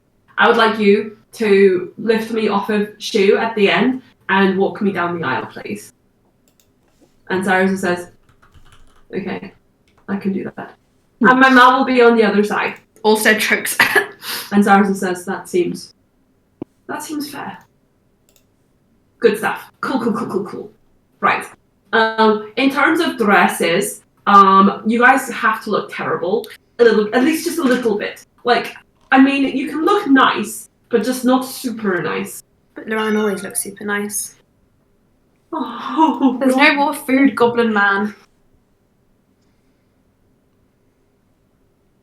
Oh. Hello. There's no more food. Are you sure? Are you sure? Are you sure? What a little man. Hello. Oh. He looks quite helpless, doesn't he? Let me lick the sink again. I love licking the sink.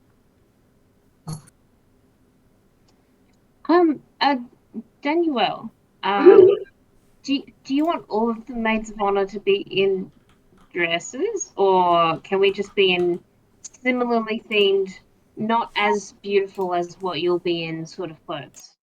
Yeah, you can wear like ceremonial armor or like a suit if you want to. I don't really care. So long as it's all within theme and not as nice as what I'm wearing. Okay. What are you wearing? I'm wearing a dress that my mom wore. I already kind of packed it when I brought it with me. Basically, when we thought that our country was going to go to shit and we were all going to get killed, we realized that the people who had taken refuge with us probably wouldn't have anywhere to go or any food or anything to bring with them. So basically, my mom was like, okay, I'm going to carry these kids, and then also the dress that I'm wearing, you guys sew a bunch of jewels and diamonds into it, and then for every family who needs like food, we can give them a diamond.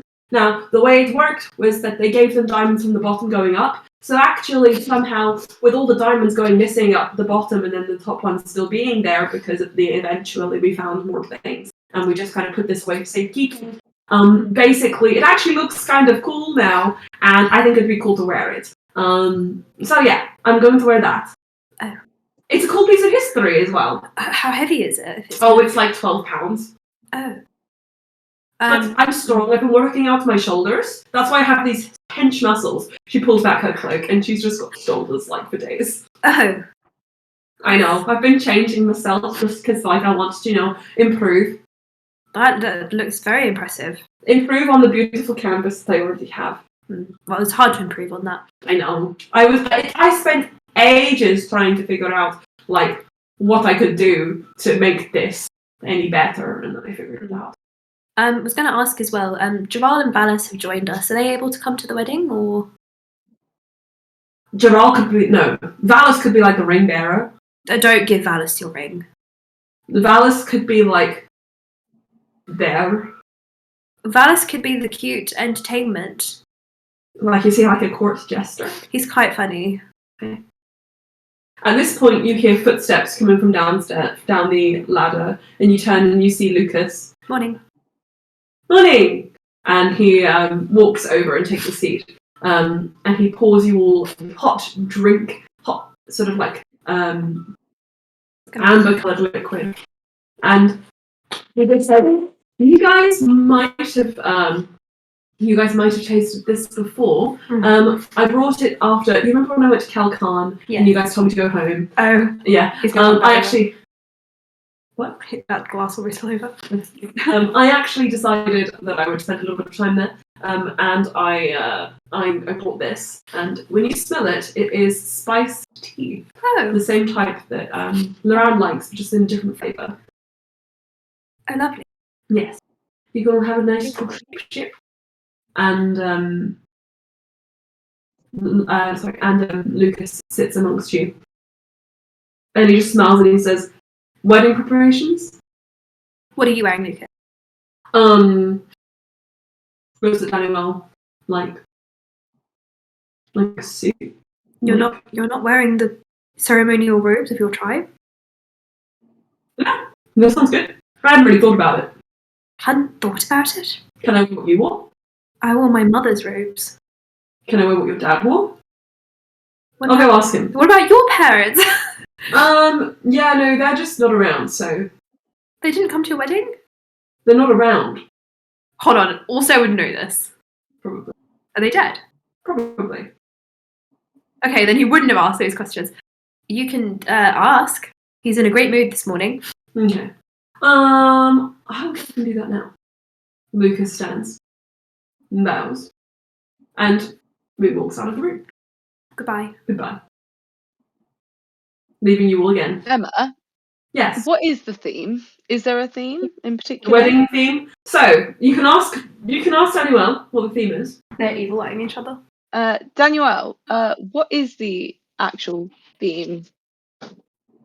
The theme for this one. So I have two themes. The theme for the first is Midwinter Night's Dream. And then the theme for the party is the costume you've always wanted to wear, but you've never had a place to wear it. Oh. Yeah. And you'll probably be wearing those costumes to the coronation. Well, the coronation, there will be a bit of time in between. I'm trying not to steal... Look, Ulster, I'm trying to do something nice for you, okay? Listen. I'm trying not to steal your thunder, even though this is kind of like a big day for me. It's kind of a big day for you. Yeah, I know, right? I understand. Yeah. So, like, I was actually thinking of delaying the coronation. Yeah, no, she would. I was actually thinking of either delaying the coronation or delaying my party so that you guys can have a coronation. That's very kind of you, Daniel. Yeah. So which should I do? I don't think you can delay the coronation. Well, It's out of my hands, really, because if I delay the coronation, my Yes, sister it might actually have a heart attack and yeah, die. that's true. No, that's very dangerous. No. Daniel nods and just says, well, for the party then, we will do it after the coronation. Basically, the moment you guys have like finished up partying and your banquets and whatever. Oh, but Daniel, we wouldn't want to steal your thunder. What are you trying to do here, Ulster? Nothing. I said we don't want to steal your thunder. Uh-huh. He's got a handkerchief. We could combine the parties. We could combine the parties. Okay, so I will go and tell Romy and Sharp Pistol that the theme for the coronation party is that's what the boys are to wear, but you have no place to wear it. She stands up. Maybe make it optional. No, and then she leaves. Ah. I'm going to be in trouble. Yes, you are, Loran says. Well, we have a couple of hours until the wedding. I'm sure the servants will take care of it. What would you like to do? Should we take the designs to the royal dressmaker? Yes, you do know there is a dressmaker. That was the most privileged thing I've ever said. I'm sure the servants will take care of it. Let me remember the name of the dressmaker. I wrote it down. I need to play my nose, so hold on. I'm going to believe mute.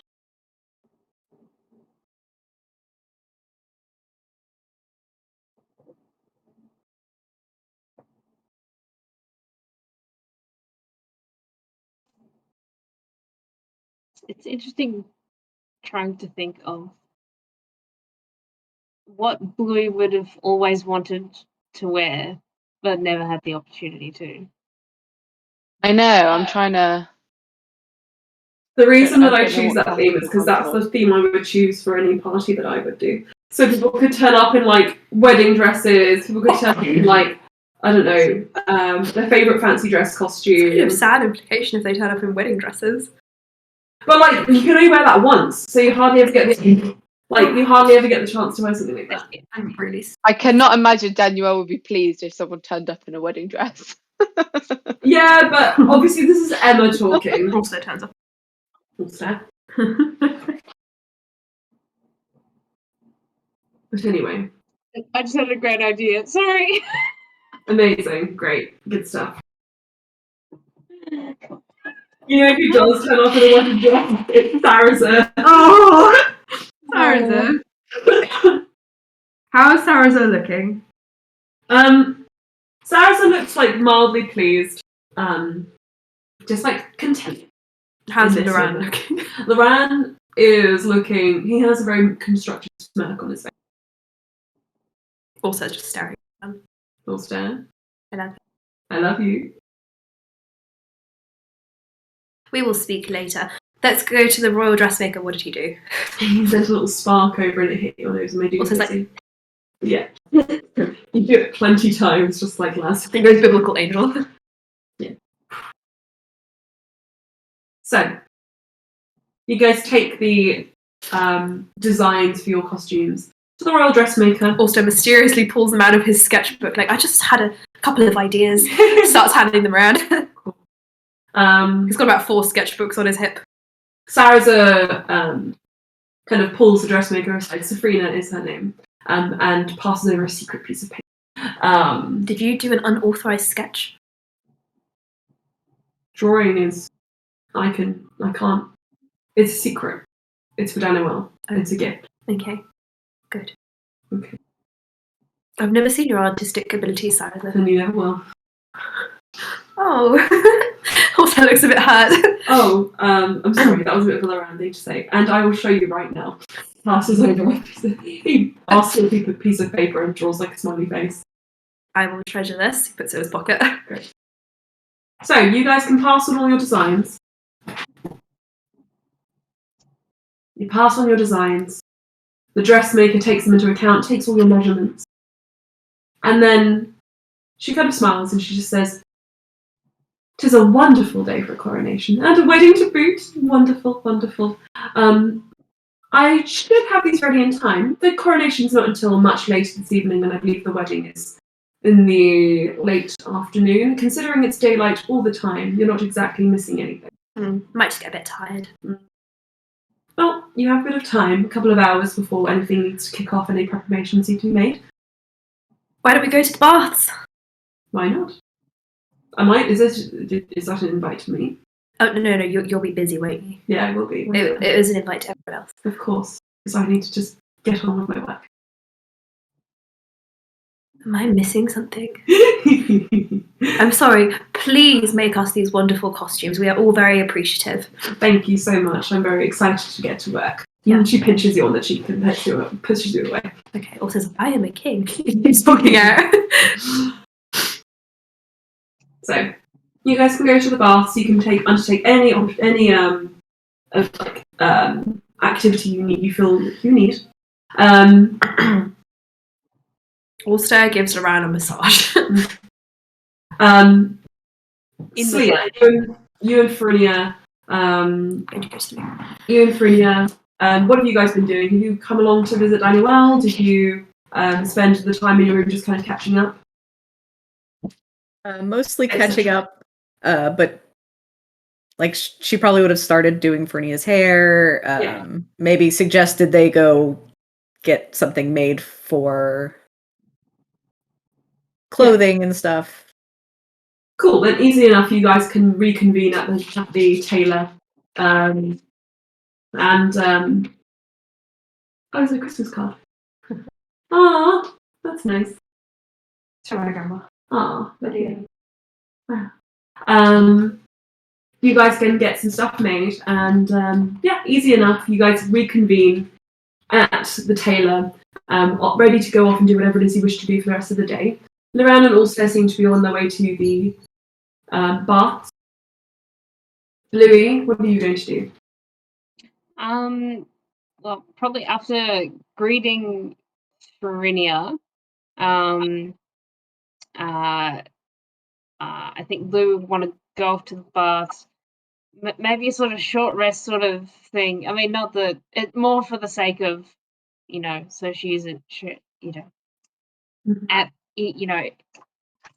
available to help and available to party.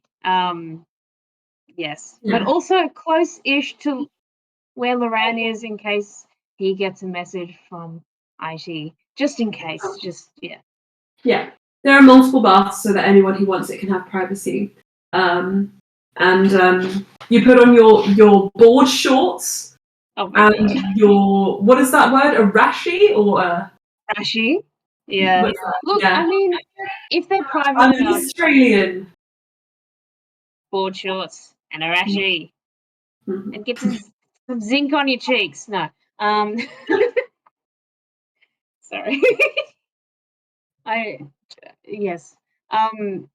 If they're private enough, I don't know. Look, yeah. Rashi nashi. Nashi. Nashi is like without. Oh, yeah, rashi or nashi. Yeah. Yeah. You can be as one with nature as you wish in this bath. It is very private. Very good. All right. Nashi is good, isn't it? Nashi. I think it's good.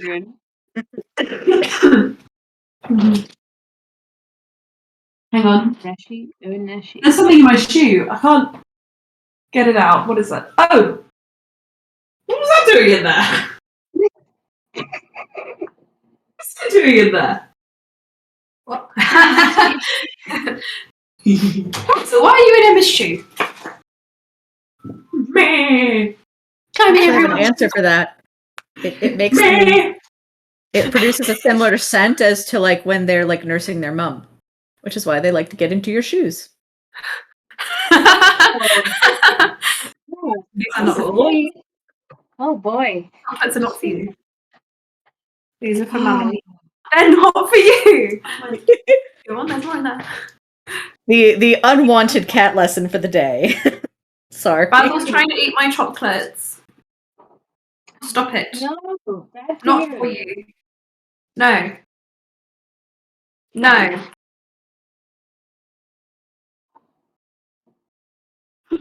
No. No. Neff, what are you doing whilst people are going to the baths? People are getting clothes made. Am I also getting clothes made? Yeah, of course. Okay. You can go to the bath, so well happens. If the offer's there, she'll go for the baths as well. But as for the costume, are there like secret surprise costumes, or are we requesting costumes? You can request. Okay, she would like to have the most gaudy pirate outfit costume ever. Oh. Yes, please. Fake On their pirate and all. adventure. Okay. But she will go along to the baths. You're trying to eat your chocolate. You are made a magnificent sketch. And Safrina says, this is my most challenging, yet most exciting project yet. Would you be okay if I were to, in a word, go off the rails? I would be more than okay. In fact, I would encourage it. Understood. Rails no more. And before you leave, she says, Can you roller skate? Can I? That's up to you. I don't think I'm not Neff ever in charge has. I think I might have ice skated once or twice. There we go. Get out of it. That's all the confirmation I needed. Okay. So, give me a round. Thank you. Neff, as your costume is sort of wrapped up, Sarasa has stayed behind and not gone to the baths and kind of waited with you, kept you company. And you guys can walk together, just kind of like meandering around, wasting the time before the coronation and wedding begin. Sarah's depriving us of his magnificent booty. Oh wait, can you give me 1 second really, really quickly? I'm sorry. Oh god. We are very well. Hang on, let me find the TikTok you sent of the booty. Stop causing mischief and eating people's chocolate. So this is the Sarazabuti.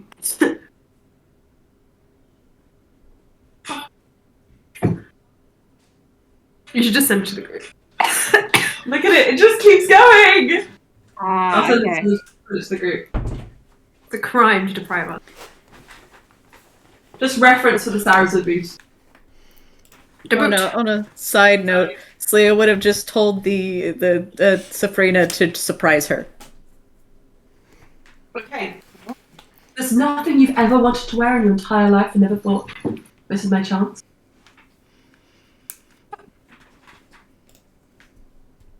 For both outfits, she's like, just surprise me. I'm sure I'll enjoy it.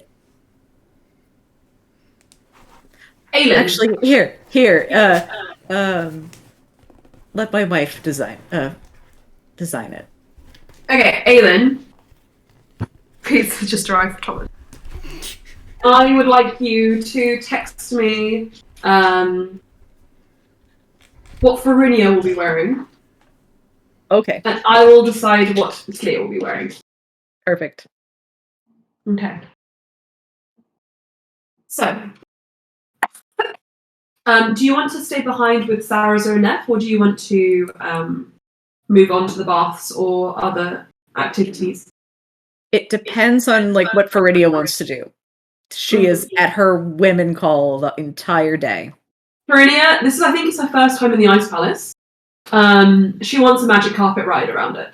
Because she can't walk incredibly far, considering she is heavily pregnant. However, yeah, she really wants to explore the rest of the palace. Leah will ask Loran for another favor. Oh, I see. You More than a come lifetime. crawling back to me as always. Yes, I can certainly do this for you, but with a price. It's gonna cost me. Well, do you want your do you want that now or later? I want your childhood dreams wrapped up in ribbon. Oh. Doctor. Anyway, I'm joking. I'm more looking for a summer associate for the coming years. Next year? How about that? You'll spend the months off. He consults his calendar. Unpaid internship. Let me just say. Okay. Are you more comfortable with the Apraean calendar or the Cardiff one? Either is fine. Her eyes look a little bit glassy. Wonderful. You'll But spend she months continues of Doom smiling. to Qatar, in Apraean, also known as a Dion to Cato. With me in my shop, that's how many? 1, 2, 3, 4 months. Unpaid, sure, of course. But I will give you food. I'll give you food. I will give you food. Promise. You live in the city, so you can just live there. But food. A deal? Clear. Of course. Ooh. He takes your hand and squeezes it tightly.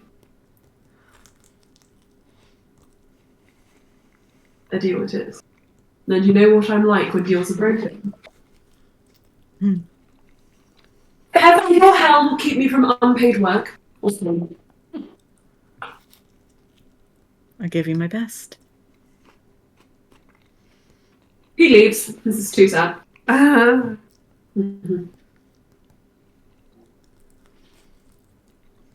Brunia kind of like looks at him and scowls and just says, he's a bit much, don't you think?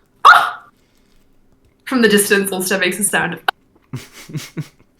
Just the right amount of much, don't you think? If you say so. Be nice and he might show you some magic. It changed my opinion completely. Cass, what are you doing in this whole time? Cass is having a bit of a rough time. I think she would sort of like, whilst everyone's sort of getting ready and having like a lot of time, like fun time, I think she'd sort of retreat and go and spend some time alone somewhere, potentially the garden. seeing as she's now, I suppose, quite connected with like the Fae and nature. So I think she'd probably head there and just like find like a nice tree and sort of sit under it and just sort of cry. Cass. Interesting you choose the garden. Give me a moment.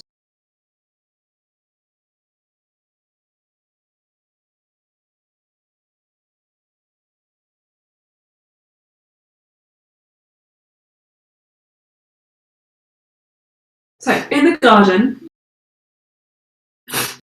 you sit by yourself and just take in the sounds and the smells. It's interesting, as you approached the garden previously and the other times you visited this palace, the garden itself has been confined to but a single room. Now, when you approach it, greenery spills out into the rest of the palace. Its vines are winding around pillars. Up in the corners and crevices of the rooms, there are flowers growing from the ice. And you get the impression that in time, foliage such as this is going to creep its way into all nooks and crannies of the ice palace. It's inhabitable. It's actually quite pleasant, but it's very different from what you expected. And when you approach, you find yourself seated by that rose bush that you cared for so much. And your tears fall freely without anyone to see.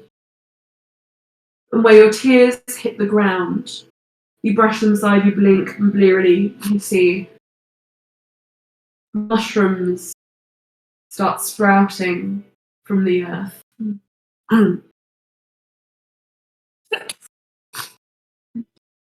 Little fairy circles, just reminding you.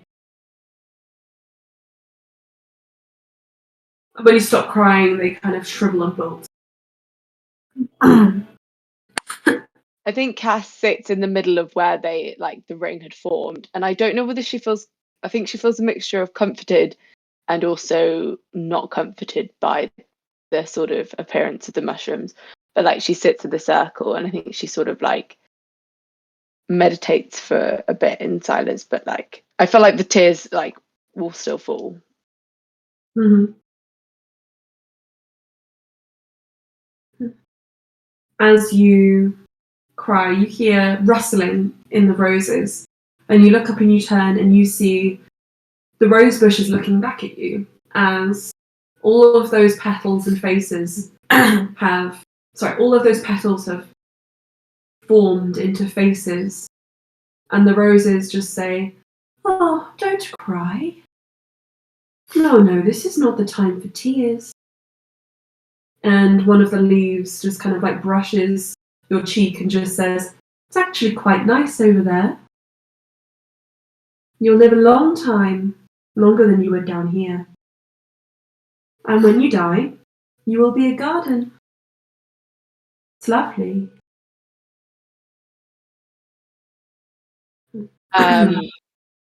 Cass sort of reaches up and sort of strokes like one of the petals, and sort of says, "Do you enjoy being a flower?"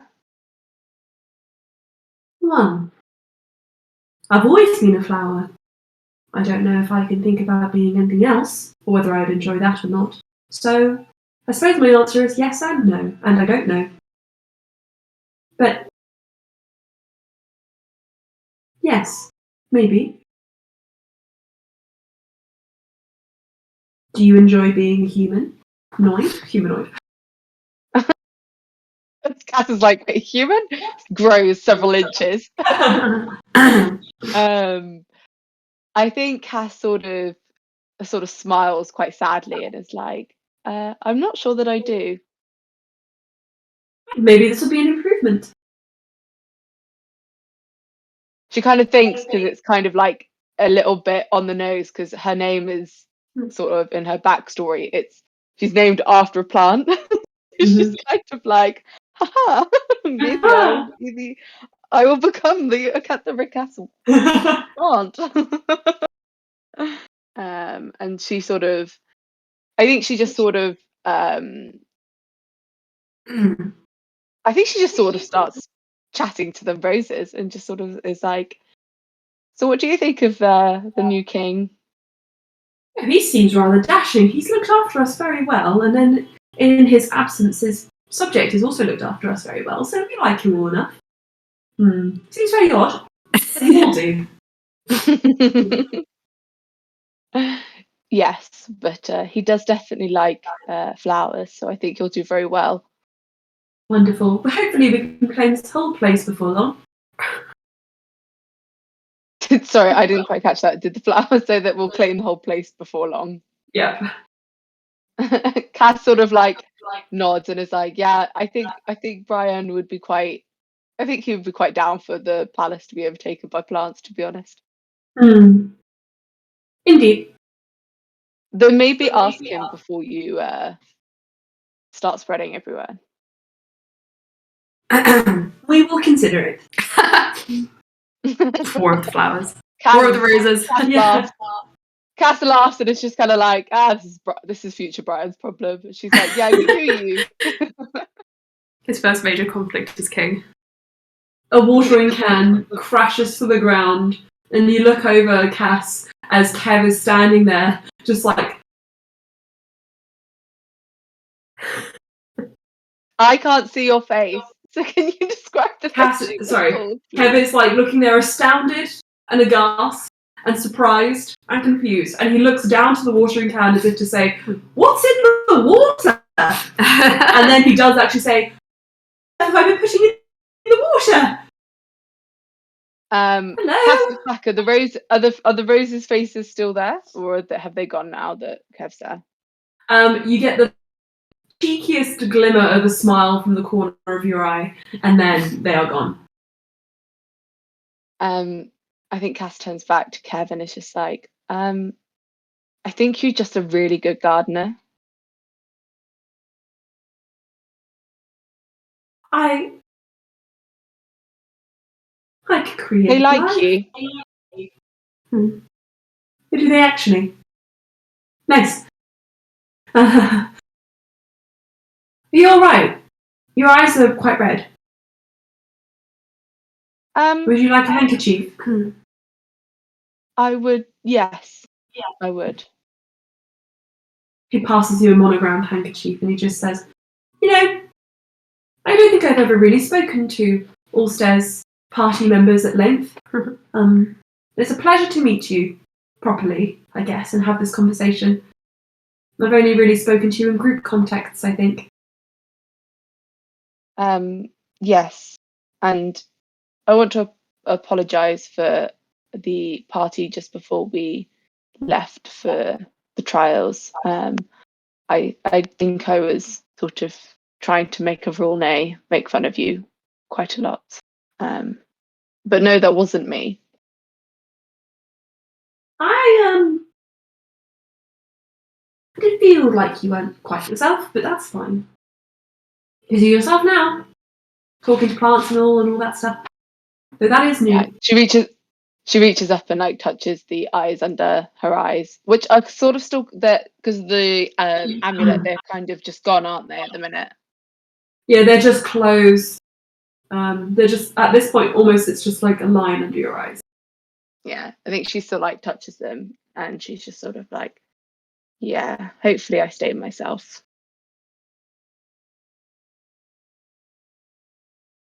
I mean, I have some nice eye cream. I don't think it's going to make eyes go away, but it'll make them softer. They are quite hard, so yes, that would be quite nice. They're quite gritty. It's like sands under there. He nods and then he just says, "I'll run and get it. Wait here." Oh no, don't trouble yourself just now. You can get it when is convenient. Do you want me to help you water the plants? Well, you seem like to be quite good at it. Thank you. And he picks up the watering can he dropped and passes it to you, and then disappears behind the bush to get some pot plants and a tray and a trowel, and starts beginning to plant some smaller succulents and leafy greens. No.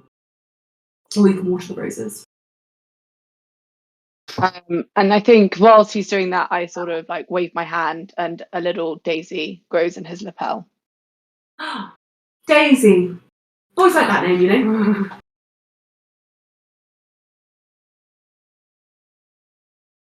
Nice flowers. Daisies and roses. He blushes at the word roses slightly, remembering his title. Get the rose. Cass gives a small smile and helps. And I think it's just quite silent and is quite pleased to be thinking of something other than all of the shit that our party have to do and the terrible list of things that we have left. Mm-hmm. I think it's quite happy to just garden. It is horrible. Cass is in the garden. Bluey in the baths. Slia, Fronia, do you join? I thought we were going. You're doing the magic carpet ride. Yeah. The magic carpet ride. All standing around, also in the baths. And Neff with Sarah's are at the tailor's. Sarah's has already passed on his requirements. He looks a little bit embarrassed. Wedding dress. It's maternity wear. That was very upset look. It's not maternity wear. I'm sorry. So, well then, if we're there, Neff. Sarah finishes up with Safrina and just says, well, I think the others have gone to the bath, so would you like to accompany me there? Yeah, so that's a good way to start.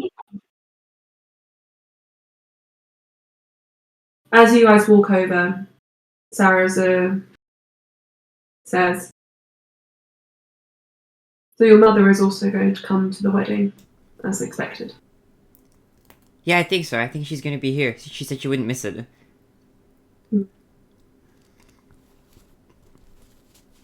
I am looking forward to seeing her. I'm looking forward to seeing you guys together here. I mean, it's an important occasion for family. And I'm always going to be part of your family now. Oh, she'll give him a big hug. Well, she's pretty small, so she'll give him a small hug. But it's big for her. So long as you'll have me, just know that I see you as my own. Of course, Sarazar.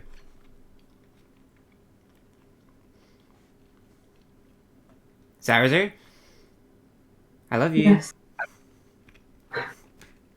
I love you too, Neff. Thanks for being a protective guardian for all of us. Can I tell you something? Yes. You've come a very long way. And I'm really proud of you. Thanks. That means a lot to hear you say that. I mean it.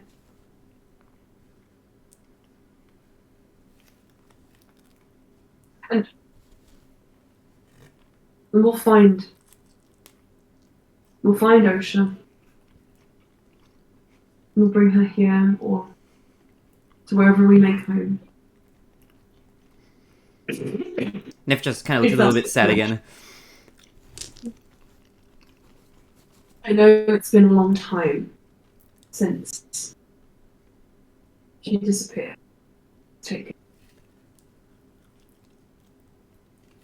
But you've done what you had to do. It's not a failing or a weakness to want to stick by your friends. They're the ones who make us strongest, I think. Yeah, you're right. You know, we need to be strong to save her. I believe in us. We've conquered every obstacle so far that's been thrown our way. What's another one, you know? I love your attitude. Thanks. I love yours too. I don't know, I'm sorry if I'm a bit nervous about this whole thing. It's just, there's a lot happening at once. My sister's getting married. Ryan's a king. Almost. He's a king in my heart already. Indeed. And soon to be recognized by the masses. Of course. Huzzah. Huzzah. Shall we head off to the... So I guess we're already heading off. I don't know why I'm segueing that way, but shall we continue heading? Sure. I think I might have a little alone time so I can unwind from all of these last few days. Okay. But I think Bluey's... Pat me on the head if you need anything, okay? He pats you on the head. Roll me a D100. Oh my god, okay. It's an 89. No, sorry, wait. 86.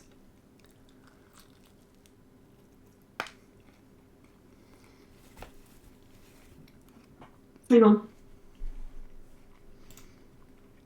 Why is there not a why are there no numbers on this chart? Silly. Okay. 86, did you say? Yes. A dragon. A single coin falls out of your out of your petticoat. And when Sarah goes to pick it up, he just pulls back and goes, "Oh, Is there something wrong? I don't think so. I don't know why I did that." He leans back down again to try and pick it up. Oh. Can I You attempt... try picking it up. Okay, I give it a try. You can pick it up just fine. Can I inspect the coin? Can I investigate it or something? Make an investigation check. Alright. Okay. Wait, can I have advantage because this is my coin? This is my coin. It is a 15. The 15. Seems like a magical coin. Very, very low level enchantment, but it's there. And Sarah just specifically seems fairly affronted or repulsed by it. But Doran did this. he cannot fathom why. I think it's enchanted. Maybe show it to Loran. Alright, to Loran! So, Bluey, make me a perception check very quickly. Oh, boy.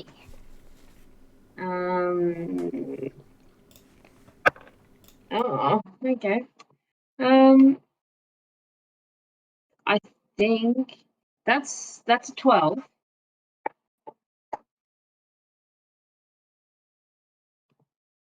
Actually, pause 1 second. Hang on. Just because I said that I would.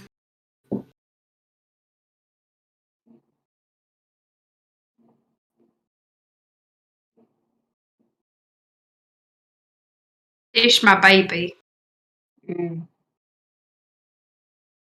All the wrongs he did, forgiven. Oh, he's just so cute. He's evil, but he's so cute. It's like a little phallus. Yeah. Okay. Cass, I sent. George, I sent you a message on your. Oh yeah.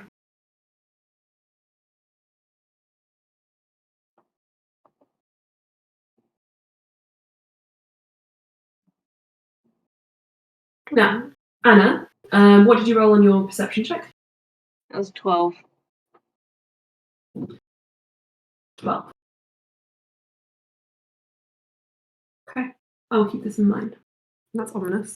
Where did Droll go? Exactly. So, Ulster, Yes. Loran. You two are in the baths. What are you doing? Are you just relaxing? You having conversations?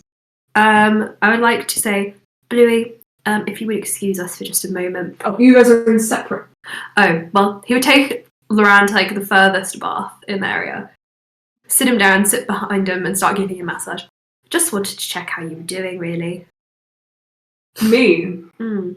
I am phenomenal. I'm fine. Uh-huh. Okay, insight check him. Sure. 25.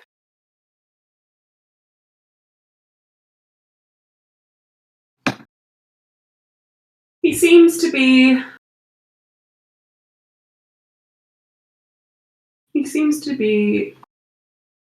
half telling the truth. What's the other half of it then? What do you mean? You're half telling the truth. I mean, He digs in a little deeper with his massage.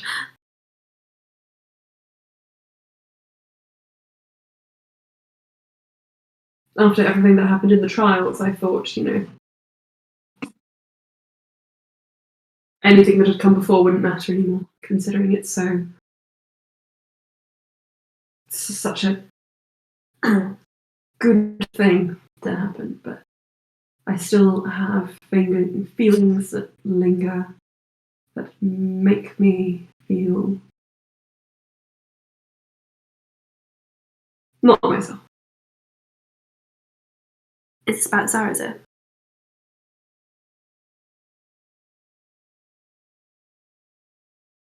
Yes, I think so. And I suppose also about Cass. Okay. Well, which one of those would you like to talk about first? Well, I think you need to talk to Cass about what happened. I do want to talk to Cass when Cass is ready to talk to me. I think forcing someone into a corner is not the way to go, especially when Cass has been so cornered by us. When she's ready, I would like to talk to her. She's being torn into. It feels.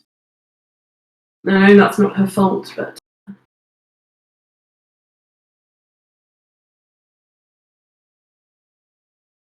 not quite ready yet to be as we once were. And I think that's something that can be said for myself as well, towards Sarasa. I think I understand a little bit of what Cass is going through. To feel like you're being ripped in many different directions.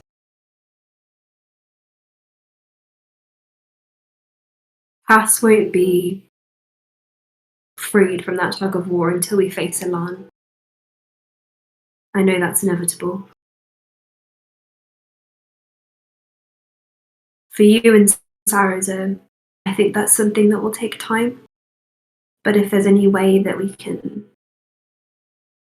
I still feel like it's my fault. I know Sarasa would say it's not. But I think he's going to leave. Well, he's going to talk to Lorella.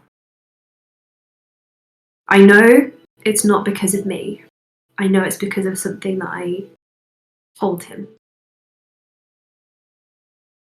And I know that thing hurt you as well. And for that I can only say I'm sorry. Cass is a matter that I cannot solve by myself, but with this, if there's anything I can do, I take responsibility. Loran kind of flicks the surface of the water. And there's a brief moment where it lights up as if there's like oil slick on the surface, where it just kind of, that wave that he creates, ripple, just has a little bit of a purpley orange dancing flame on the top, which fizzles out very quickly.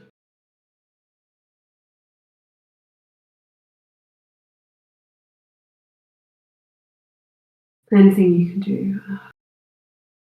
No, I don't want to make you do anything. It's... this feeling, it's not fair. Me to throw it on anyone else. To make it anybody else's problem but my own. But it is other people's problem, Noran. We need to all be a team. And Sarah's only a part of that team, so is Cass. If there's any discomfort that we can fix without battling a demon lord, then I feel like we should. The three of us for one. Sarah's are still... I spoke to Sarah's in the trial, but there's still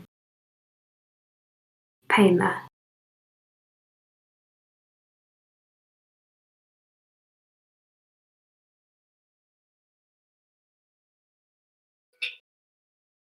We could take it away.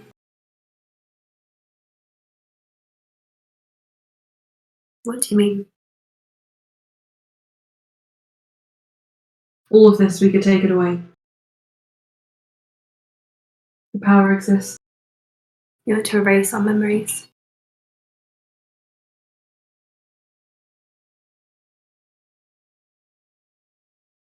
And I don't see any other way we can be happy.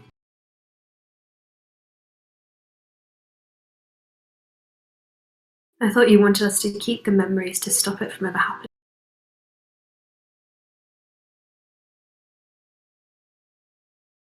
If you take it away, then you put us back on the course.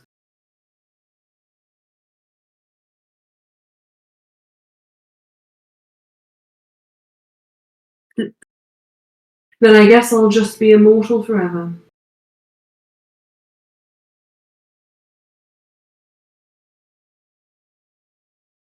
If you want me... If you weren't here, I don't want to be here either. If you want... Don't say anything else. Because it sounds like you're about to say something really stupid. I've said it before, but Sarazo was just doing... Please don't say anything else. I can't talk about this with either of you. Because it's too painful to talk about, or it's too awkward. If taking it away would help, then I love both of you in different ways. You and Sarazo are loved by everyone in this party, including Cass. We can't have you hating each other.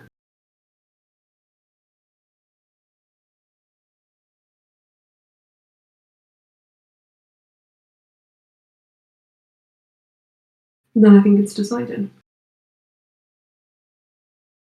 You need to ask Sarazo. I would do anything for you, but Sarazo needs to agree on this.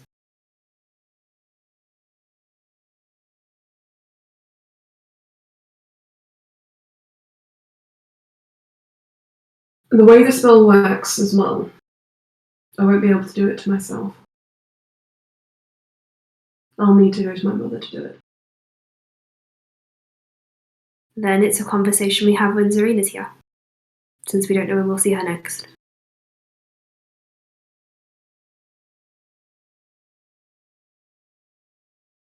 We need to be as strong a party as possible before we go into the next.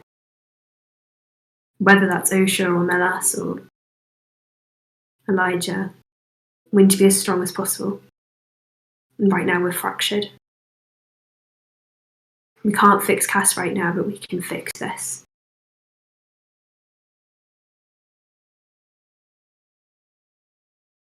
I don't want you to be in pain. I won't repeat to you what I said to Sarazo that night. Because I think I said it in anger. I don't think I want to know either. But I don't feel guilty for my feelings. You shouldn't. I wish you would blame me more. Can't. I love you too much for that. I don't. Can you listen to me when I say it this time? I don't want to be with anyone else but you. Always you. I believe it.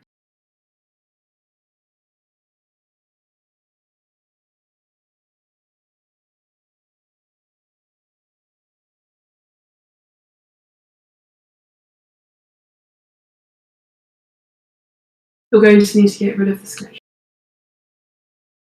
And the mirror. Sarasa took. Do you still have the sketches? Also just looks at his pile of sketchbooks in the corner with his clothes. I have many sketchbooks. Would you like to go through them or should I? Give me a day.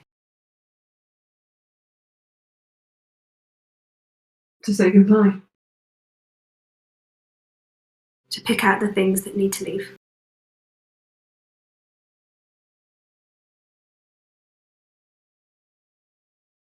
And please don't sound so. Are you okay? I Sorry. know it's that to the dog, but the answer is no. My dog is dying. No! Okay.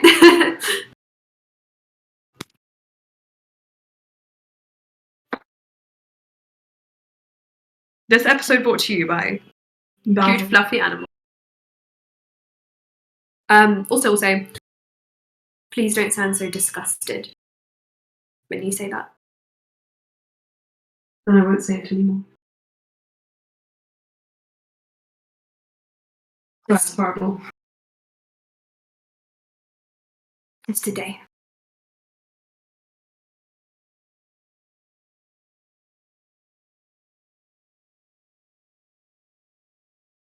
If you allow him, he leans back against your chest. Also has stopped massaging by this point. Kind of bumps his chin.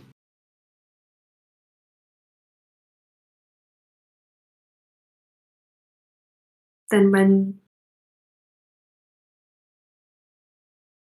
I'll tell Sarasa when we see him next that we need to talk with your mother. This also means your mother will know. And She'll be the only one who does. That's the way this works. The knowledge is never fully lost. There's always someone who carries the secret. But there can't be that person.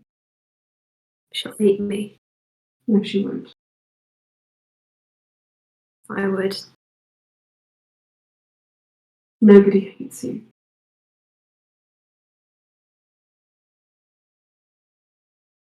We'll see.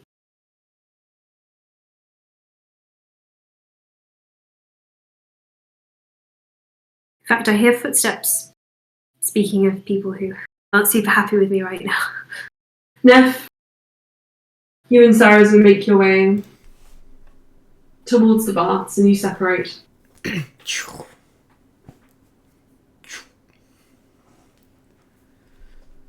Neff, you see Bluey floating.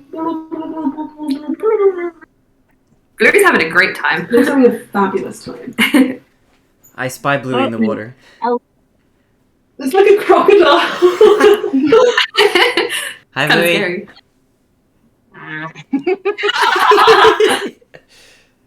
Do you mind if I come join? Look, as long as the bath surface is maybe like bubbly. Very fluffy, very, very bubbly. I guess. Yes, definitely. Alright, Def will join. She will cautiously slide in. No cannonballs, even though she's very cannonball shaped, probably. Damn. Yeah, like. Every time I imagine Neff with the party, it's like her size shrinks. She's like corgi sized in my mind now for some reason. Just as round. Just this a ball. cannonball shape. She's friend shaped. Hi, Bluey. Blue. How's it going? Swimmingly. How are you going?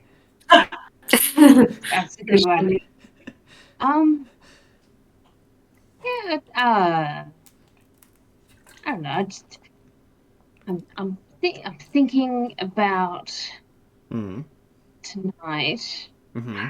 If well, like I guess I'm not sure if Idy's able to come. And it's I mean it's been a while since we've talked, and I feel like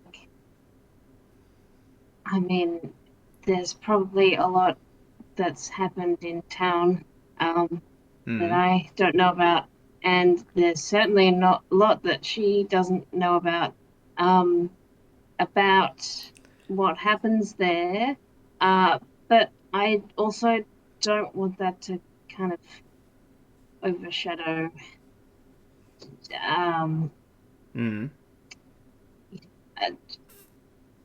don't want that to take over everything. Although those are big things. And also coronation thunder. Mm-hmm. All of yours. Well, those are things worth talking about if IT does come here. I don't think that would overshadow the celebration or anything like that necessarily. Do you have a fear that it might? Well, I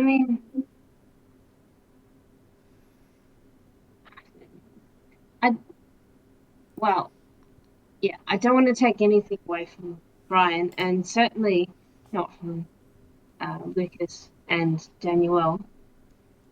But also, I don't want to make Idy feel like I'm just making a long, horrible list of things she needs to know now.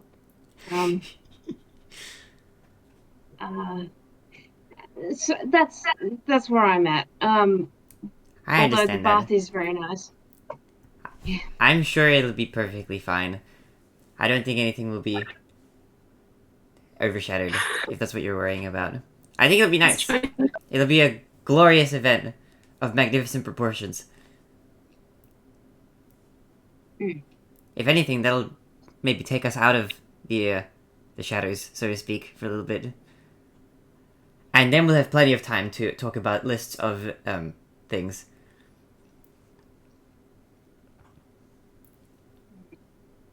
But for the meantime, why not take the opportunity to just relax and enjoy each other's company, if IT does make it. Oh, soft, fluffy. You hear hurried footsteps, and there's a voice that calls out and just yells, "Stand on the ball!" As Daniel trips into the bath. Oh no! There's just a Bluey clutches her chest. Never thrown overboard. If you would like to be magically wearing board shorts and a rashi, she's always wearing the board shorts. Always wearing board shorts. Sure. Daniel is wearing a big frilly bikini, just like frills for days. Also in the corner, like, you're supposed to be naked. You're supposed to be naked. You. When I was an early-ish teenager, we used to go to we used to go on skiing holidays. We went on 3 total. It was really fun. Nice. And once we went to Austria, and in the place we used to go, always to the same place. There was this steam room, and I didn't realise that it was a European thing to be nude in. Obviously, I hadn't ever been to Japan at this point, so I didn't know about onsen either. And I didn't realise it was a very European thing to be just nude in the steam room. So I was affronted very, very suddenly by the many naked people who were there. So ever on after that point, until I went to Japan, I was like, if anybody wants to, we can just go to the pool and we can wear bikinis and it'll be fine. Because nudity was scary. I remember that in Europe as well, when I used to live there. Which is nice. Yeah. It's Oh nice my that gosh, everybody's more comfortable there. You know, it's comfortable in your body. You know, chilling and sweating in the sauna. It's true. eat the chocolate from my mouth. Yeah. I've already swallowed it. Regardless, Danielle is clothed, and Yes. she pops out of the water, and all of her hair is just like ink on her skull, and she just goes, "Oh my god, this is so nice! I never knew this was here." Hey guys, what are we talking about? Girl stuff. Yes. Well, Is this not girl stuff? in a way that we are both girls and we're talking about stuff. So yes. Well, yeah, that's exactly what I'm talking about. All turn around. We are all on the same page in that case. Yes. She floats over and squishes herself between you two. And she's like, "Isn't this nice?"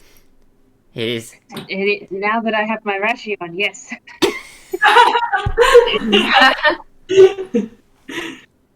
Rashi nashi. That sounded like almost like an advertisement plug for a second. Now that I have my ration, I am indeed fine, Daniel. Thank you for asking.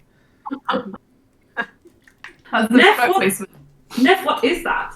As you see, there's a little coin just like floating across the top of the water. I thought you were referring to the bottle of absinthe that I brought with me into the pool. But that's it. Oh, can I have some? Oh, of course. Here you go. Bottoms up. Just out of curiosity, what time of day is it? Like midday. I'm an alcoholic. Okay.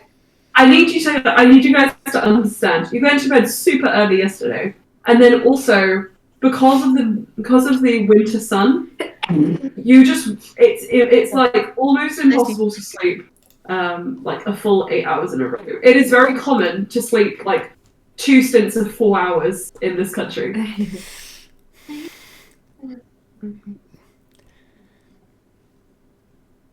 Thomas, when was the last time you got 8 hours in a row? Let's talk about it. I'm on Calcarn sleep right now. Yeah. I slept a full 12 hours yesterday. I was not feeling good. But I feel a lot better today, so there we go. It's good. I mean, I'm not gonna. I'd be a hypocrite if I came after you, Thomas, with less than 8 hours, because I often go. And I need I more. can't sneeze. No, I hate that. It's the worst feeling. So unsatisfying. Extreme nose buzzing.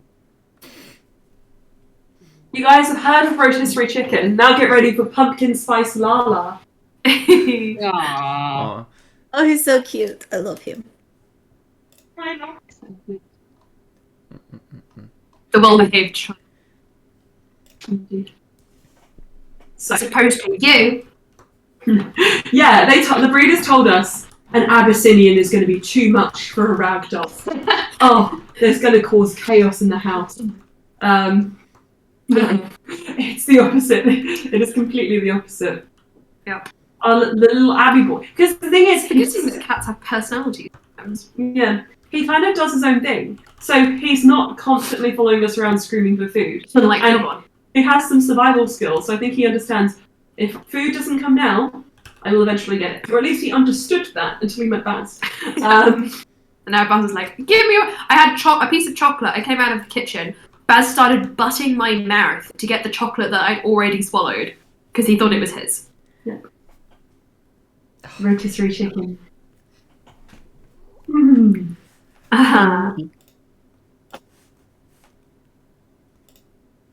Anyway, yeah, George was gone. Yeah, George wasn't feeling very well, so she'll be joining us next time whenever we decide to reschedule the next session. But regardless, Daniel points to the coin bobbing across the top of the water and just like, what is that? Oh, that's my coin that it seems to be enchanted for some reason. Daniel picks it up. Seems fine to me, Bluey. I think like Blue will hold it and we'll stick out a tongue and we'll look to Neff and Danielle saying with our eyes as if, can I lick this? What is Neff again? Chaotic neutral? She'll shrug. Yeah. Alright. How does it taste? Well, I'm getting hints of can I roll something? Yeah, go for an investigation. Investigation. love the +0. That's a 10. You're getting strong hints of like metallic, like iron ore, but like really, really highly concentrated. Bit rusty or? Yeah. Rusty, bloody. Well, okay. It's metal. So she might just dip it in the water and wipe it with a hand. Like dipping a crisp, like, oh yeah, it tastes a bit better with the onsen water on it. Oh, actually. Sorry. Yeah. I look. It's metal. I think. I. As a coin should be. Indeed. It seems that Sarazer was kind of repulsed by it when he tried picking it up, which is interesting. I mean, it's not Grey's flavor. Well, I think it was more magically repelled of some sort, somehow. Yeah. I think. Look, Bluey would not have a sword nearby, but could she cast Detect Good and Evil? F is evil. Well, maybe she doesn't. The sword glows. Okay. You get the impression this is not evil, or it has any alignment. Neutral or none coin? None coin with left magic. No. Yes, None magic. None coin with left magic. As you three ponder the mystery of this coin, Sleer,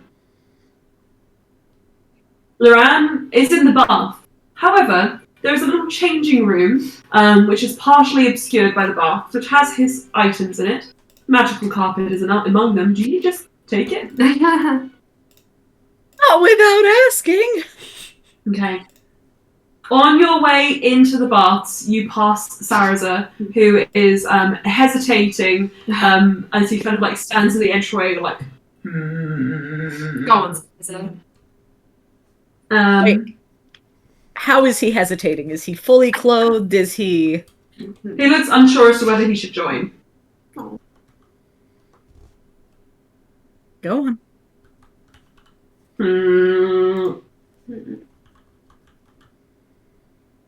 Okay. He takes off his shirt and then looks at you and blushes and just says, "I'm going to take my clothes off now, so."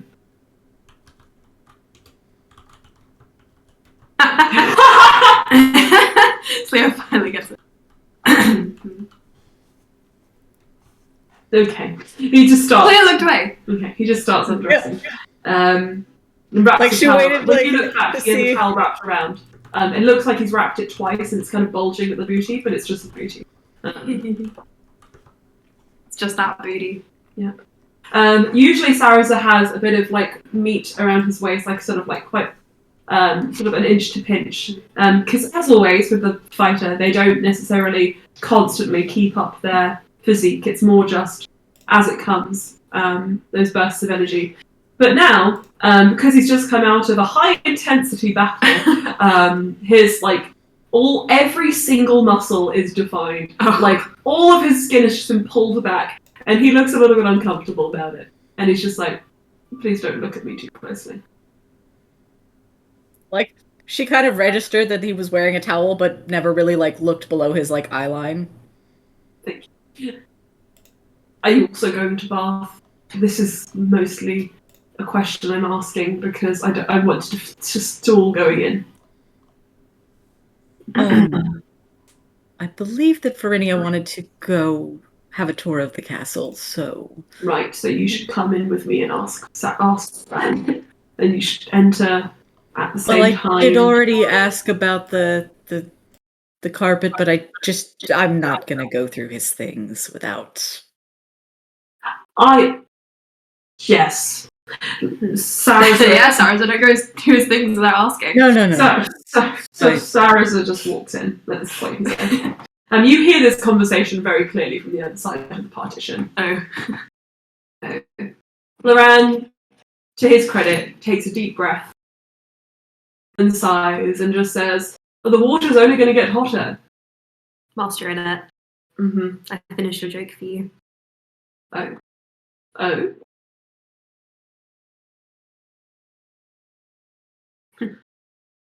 Zarza?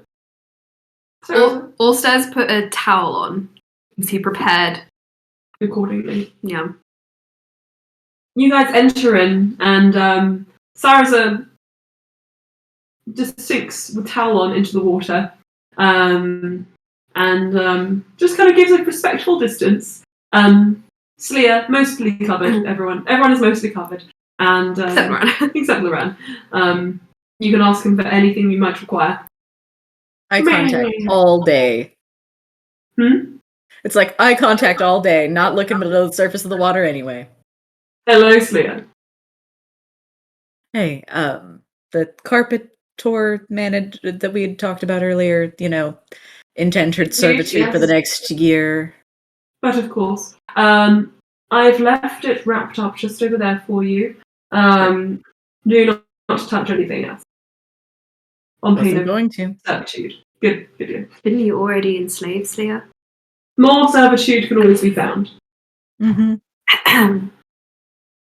Have fun. Thank you. Be careful of the left side. It's never really been the same since the Underdark. Indeed. Right. So, you part out and pick up the carpet. Frenier is waiting outside like, got it? Is it time? Got the goods. Did you want a bath first, or are you warm enough? Bath in there or bath in there? Points to the Nef Daniel Bluey bath, or points to the Lorraine stairs, Sarah?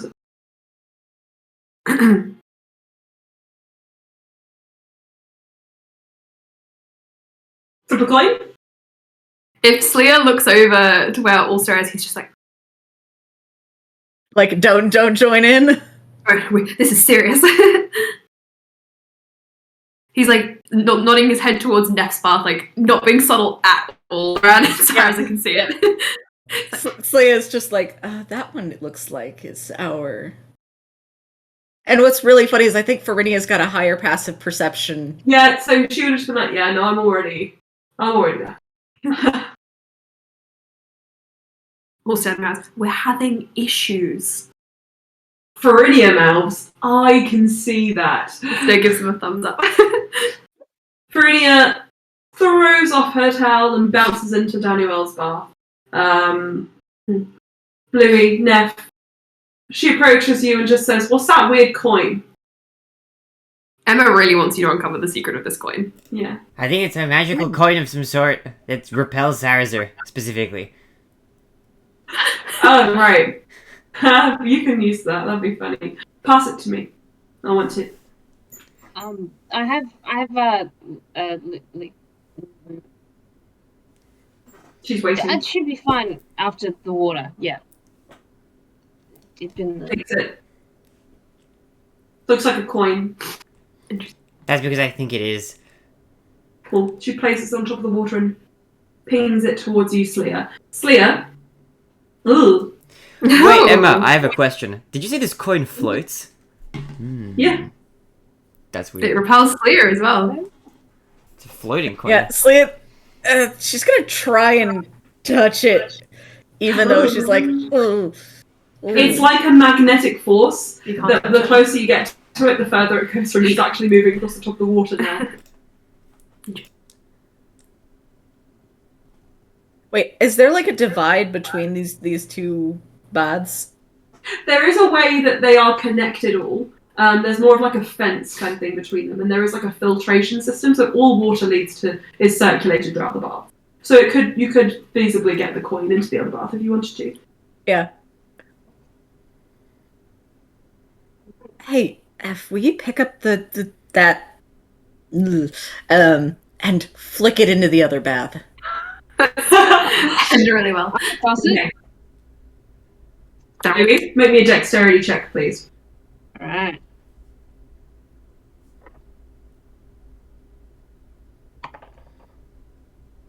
$12. 12. It's not that difficult. 4. Laura. So Ulster. Yeah. Loran and Saras are sitting together in silence. Oh. Well. Oh. A coin appears. I try and grab it. Ah! Ugh. I hide. I don't like it. What is it? Saras says, I don't like it either. Loran's like, I will try. Ah! Huh? Ah! All of you are just staring at this coin like, And Loran says, wait, let me see that. Slia calls over the divide. What do you make out of it? It's gross. It's horrible, I hate it. Why would you give me this horrible gift? I thought you might be able to tell me what it was. I'm trying. Loran. Loran's like, I Arcana check it. yeah.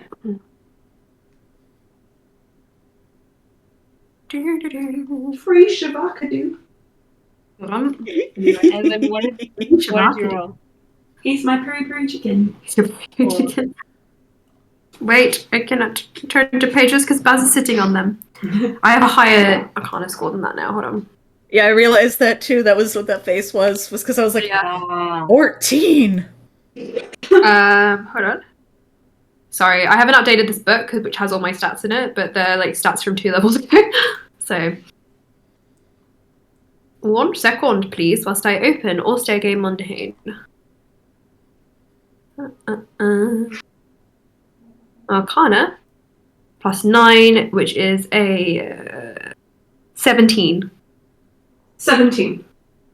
This coin has a strong material plane magic to it. So strong that you believe, in fact, that it repels anyone with Fae in their ancestry. Oh. As funny as it would be for it to be a Sarazer or a man repelling coin. Well, you put Slayer in, so obviously it's not. Obviously it's not. Yeah. Man repelling coin. That should have been obvious from the get. Man repelling coin. Can you take it back, please? I don't think it likes Fae people. No, thank you. No, thank you. None of us can actually really move it, so I'm just going to wait, I can. slosh it. Also claps his hands under the water and squirts back over. Plunk. We should plant this. We should plant this on someone as a prank or a joke. Everyone here in the palace is of Fae blood, almost. We should give it to Rolmy as a gift. That's horrible. Joking. Of course, I'm joking. That's the worst thing you've said all day. I'm sorry. I think I've said much worse. Did you notice that kind of speaking of Rolmy is kind of like invoking his name to summon him to you these days?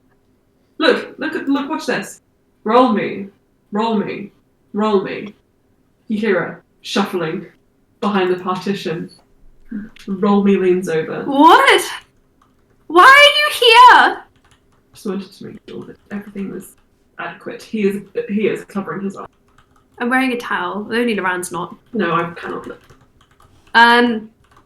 Father, I appreciate your sudden concern for all of our well-being, bordering on slightly scary. It's not scary. I'm just a very concerned father, trying to make sure that everything goes well on his special days.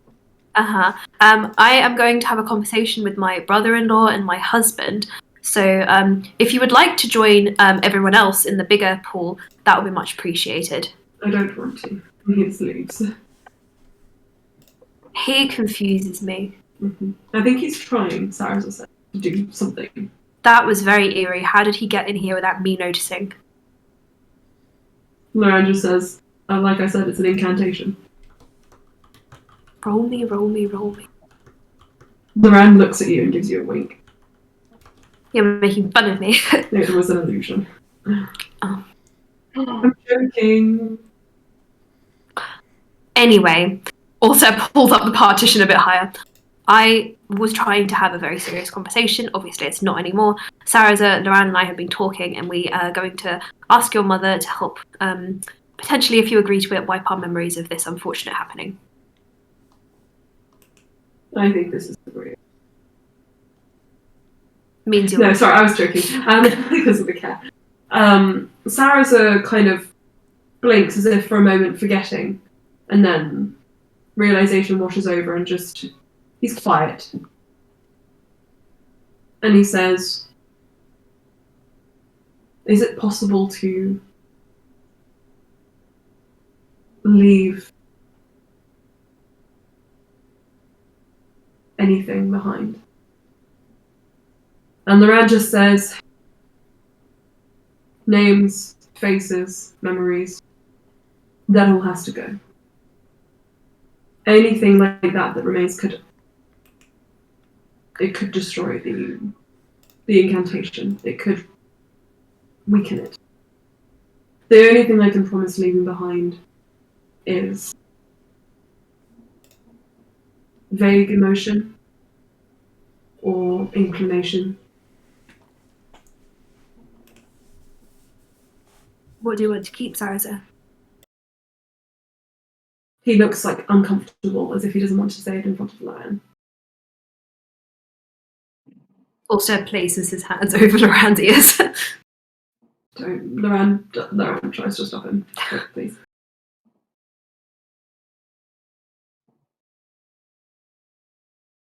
Sarasa says, I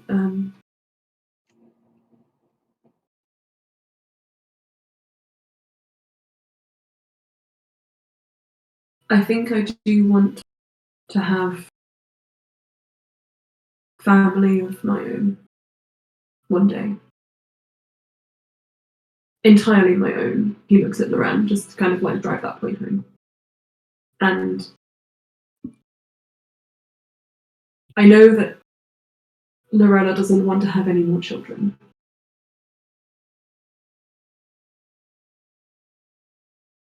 And there's other things that keep us from... Anyway. If you could just keep the wish.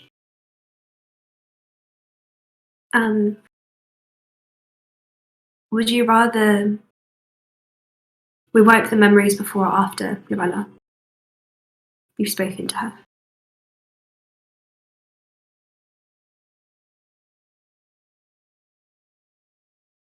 Before, I would feel this way even without what you said. I just didn't have the trigger to realize it.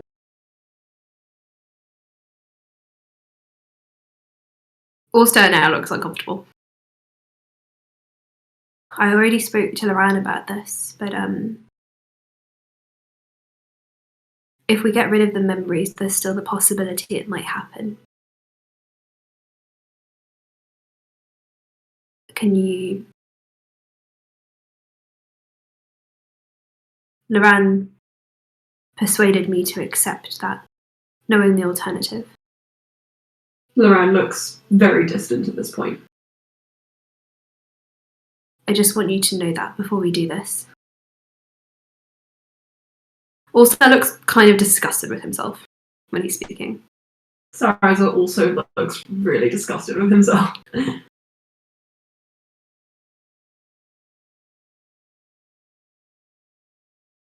It's not my choice. And he just looks at Loran.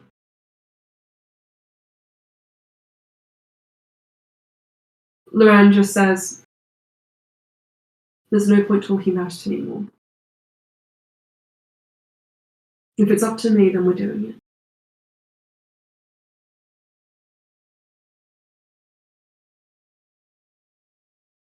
Then we have to tell your mum. I will do that.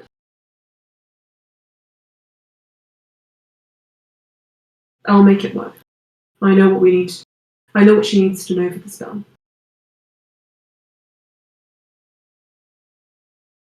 If you don't mind, I'd like to give her the pictures. She will destroy them. That's okay.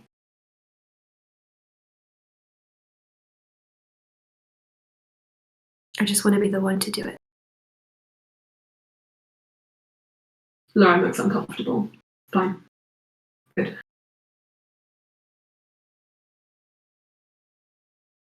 You should probably, Sarasa, before you should tell your mum what you did with the mirror.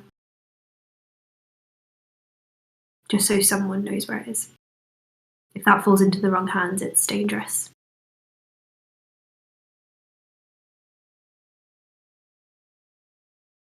Zarina's magical.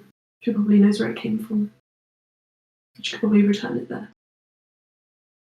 Probably a good idea. Ulster's a bit sad looking now. But he's committed. I think everybody looks really upset. Yeah, he was looking disgusted and now he looks sad.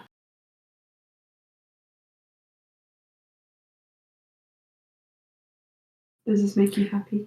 Little babu. Sure. Small. Rotisserie chicken. Pumpkin spice latte. The basil marshmallow fluff is under mine. Frappuccino. They can't be parted from us. So, with that conversation, they probably would have been speaking in Sylvan, right? Yeah. Loran grimaces and just says,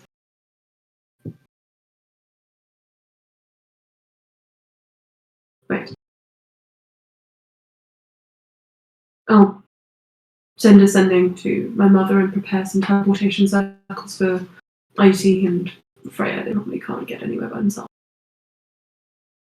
Do you want me to come with you, or would you like to be alone? Join me when you're done in the bar. Can I inside check him? Yeah. 21.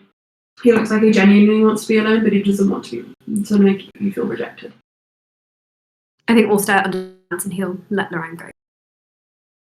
He looks, him and Sarah are just like, Loran doesn't miss that when he leaves, but he says nothing. Also, we'll just slide the partition down. How is everyone? How is everyone doing? That's just huffed. Oh my gosh. Swimmingly. Swimmingly, indeed. Very good. I'm very excited to see what you all wear to the wedding. Can dragonborns in this world get like wrinkly prune looking skin from their scales go soft? Your scales go soft, yeah. There you go. You're looking a bit squishy there, Bluey. I'm feeling a bit squishy, yeah. These baths are very hot. Mm-hmm. We need them here, so They're very welcome. As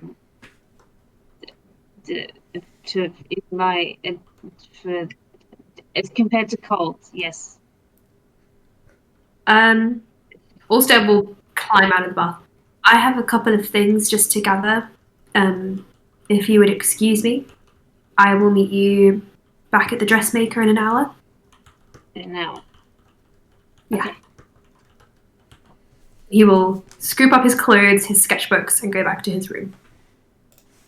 We will spend an hour-long timer on our phone. Brynja looks at you, Sue, and just says, "Shall we?" Okay, you've convinced me. I will get out of the warmth. Leia Leia just looks so contented, just be like completely like limpiting on Farinia and just like warm. Sarah's averts his eyes, sits with his back to all of you, and you guys get out and you head towards the magic carpet once you're fully dressed again and dry. Also doesn't want to make it look like he's like rejecting spending time with Sarah, but he looks like he's got a mission in his mind. Mm-hmm. So, you set off on the magic carpet. Where are you taking Brynja first?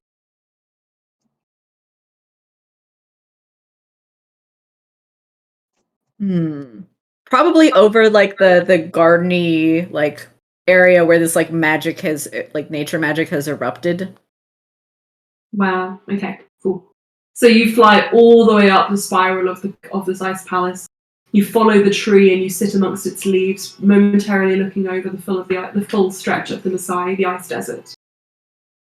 The clouds have a sort of soft golden sheen to them at the tops, filtering down to purest white. And where horizon line meets snow, it's almost indiscernible, but you see the faintest line of blue, just the ocean in the distance. And you fly back down. You take Farinia. 14 points of damage. What? You take 14 points of damage. You take 14 points of damage.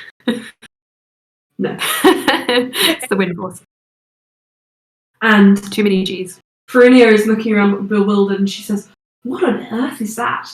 Wait, isn't it?" And you see, soaring through the sky, her wings outstretched aloft, Shu. And Shu is not alone. As you reach this distance far away from the Ice Palace, the views of it obscured through the top level of clouds, you guys break them, knowing not to go too far, otherwise your eyes will get burned off. You see Shu is dancing almost with another flying creature. Long, scaled wings of a coppery gold or bronze. Oh. As Sorelaras takes this moment to dance with Shu and fly. And when they see, inevitably, your magic carpet kind of coming their way, they Slia light leans in the clouds close up. and says, "Do you want to see a dragon?" Ferinia's jaw just drops onto the floor. And Sorelaras lets out a ripple of golden flame, which lights up the clouds in an aurora before stifling back. Mm. A little show just for you two. They hover above you, flying alongside you for a moment as Shu kind of falls in step with you as well and bares her teeth. And Farinia is just overjoyed. And she pulls you into a kiss. And she just says, over the roar of wind, "Thanks." Stunned. And then the shape of the dragon and plot behind you, He's joining the day. joining the date, is Sorelaras just seated there, calmly. Sorry to drop in. Quite literally. Sorry to drop in there. I brought dips. I brought tapenade and flatbread. But also I cannot fly towards the castle looking like this. So please escort me back when you're ready. Of course. Sorelaras, this is my wife, Fernia. Hello. Fernia, this You're is pregnant? Farinia says, "Yeah." What's the child's name? Slia? Estelle. Lovely. Congratulations, both of you. Thank you. He blows his nose. Being a dragon, there's a lot of mucus. That's true. They have giant nostrils, and when you condense it back, it's just horrifying. Mm-hmm. Also with me. Yeah. Sorry, that's just me thinking about that science, like, yeah, that checks out. I make great fantasy science. I make so much sense. Mm-hmm. As you fly back towards the castle, you see a few more people. Lucas and his entourage, which includes Yenik and Volmir now, are heading in. They have with them ceremonial robes wrapped in thick, kind of packages and paper to stop them from being ruined by the wind. Flowers are being brought in from the tree or made by druids. And everywhere, kind of all over the encampments, you see that huts and sort of carts and sleighs are being moved around to make a procession leading up to not the palace, because it seems that the ceremony won't be taking place in there, but towards one of the communal kind of huts set up by the Haynam, which is being converted as you speak into a hall which could seat many, many people. Also, it's seeing like Thulmir and Ymix, Slia points them out to Fernia since like for a little while Thulmir was like working in her shop. Ah, Verinia leaves a huge wave, and Thulmir just. And Ymix smiles. Almost back. Where did Gerald go? Where is Gerald? Bye. Also, Yes. you make your way upstairs, and as you sort of find your way into your own bedchamber,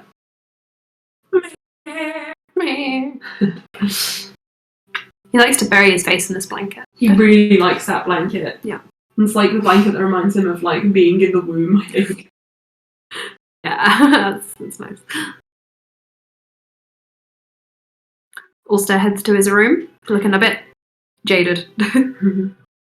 As you do, you look out, and on the balcony you see Gerald is sitting with Valis by his side, just kind of.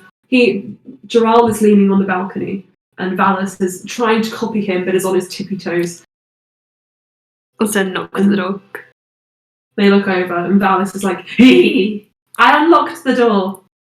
That's very impressive considering it was locked very tightly. And Gerald smiles. It's fine. You can use this room. We can leave if you need. I'm just going to be gathering a few things. If you want to stay, then that's fine.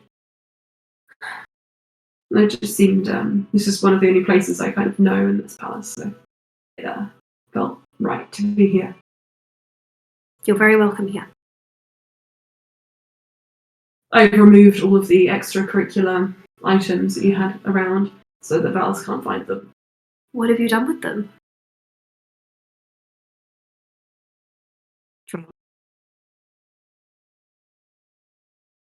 Some of those are very expensive. Put them in the wardrobe. Also just starts laughing. I'll tell Loran. No, content yourself. I'm just going to be removing things, and if you don't mind, I'll maybe just pull the curtain over slightly. He doesn't want Gerard to see Rhea. That's fine. I can't promise he won't sleep.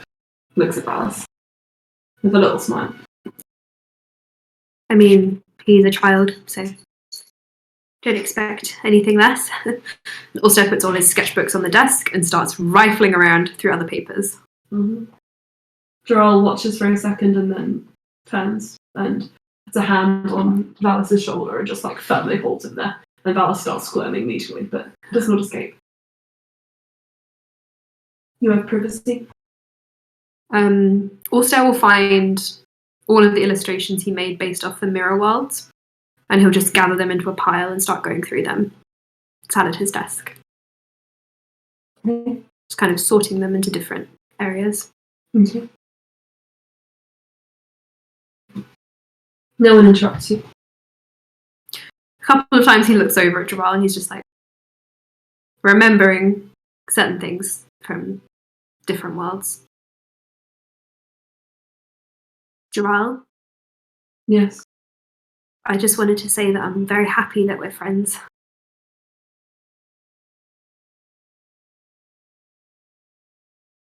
I wouldn't have it any differently. I'm just very happy. Okay. Oh, and he'll scoop out an unrelated drawing and shuffle over. It's a little sketch of Gerald and Valis. He'll hand it over. I make these a lot, so this is just one. Why do you look so angry? It's very good. Thank you. I had a lot of time to practice. He takes it and folds it up and puts it in his breast pocket. I'm going to go now. Oh, do you want me to just close the balcony? Yes. Okay. He shuts the doors and draws the curtains. Goes back to his desk. And you can continue sorting your See him wailing. no, slight sobs.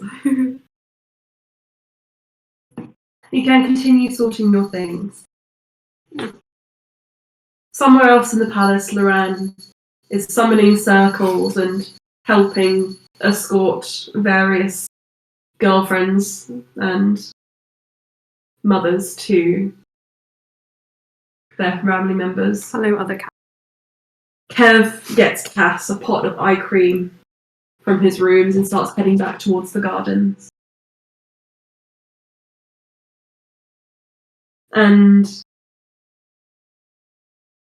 you, Svea, and Frenia, and Serenaras, of course. Oh, Laz. Don't worry.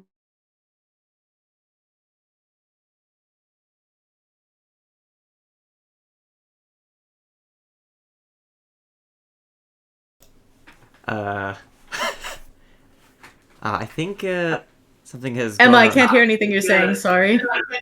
I just realized I was muted. That's okay. Sorry, that was Laz being annoying. What was the last thing you heard?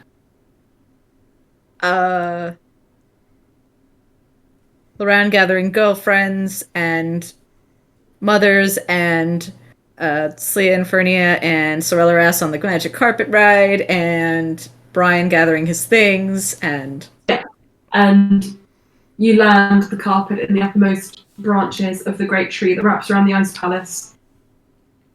As you make your way down.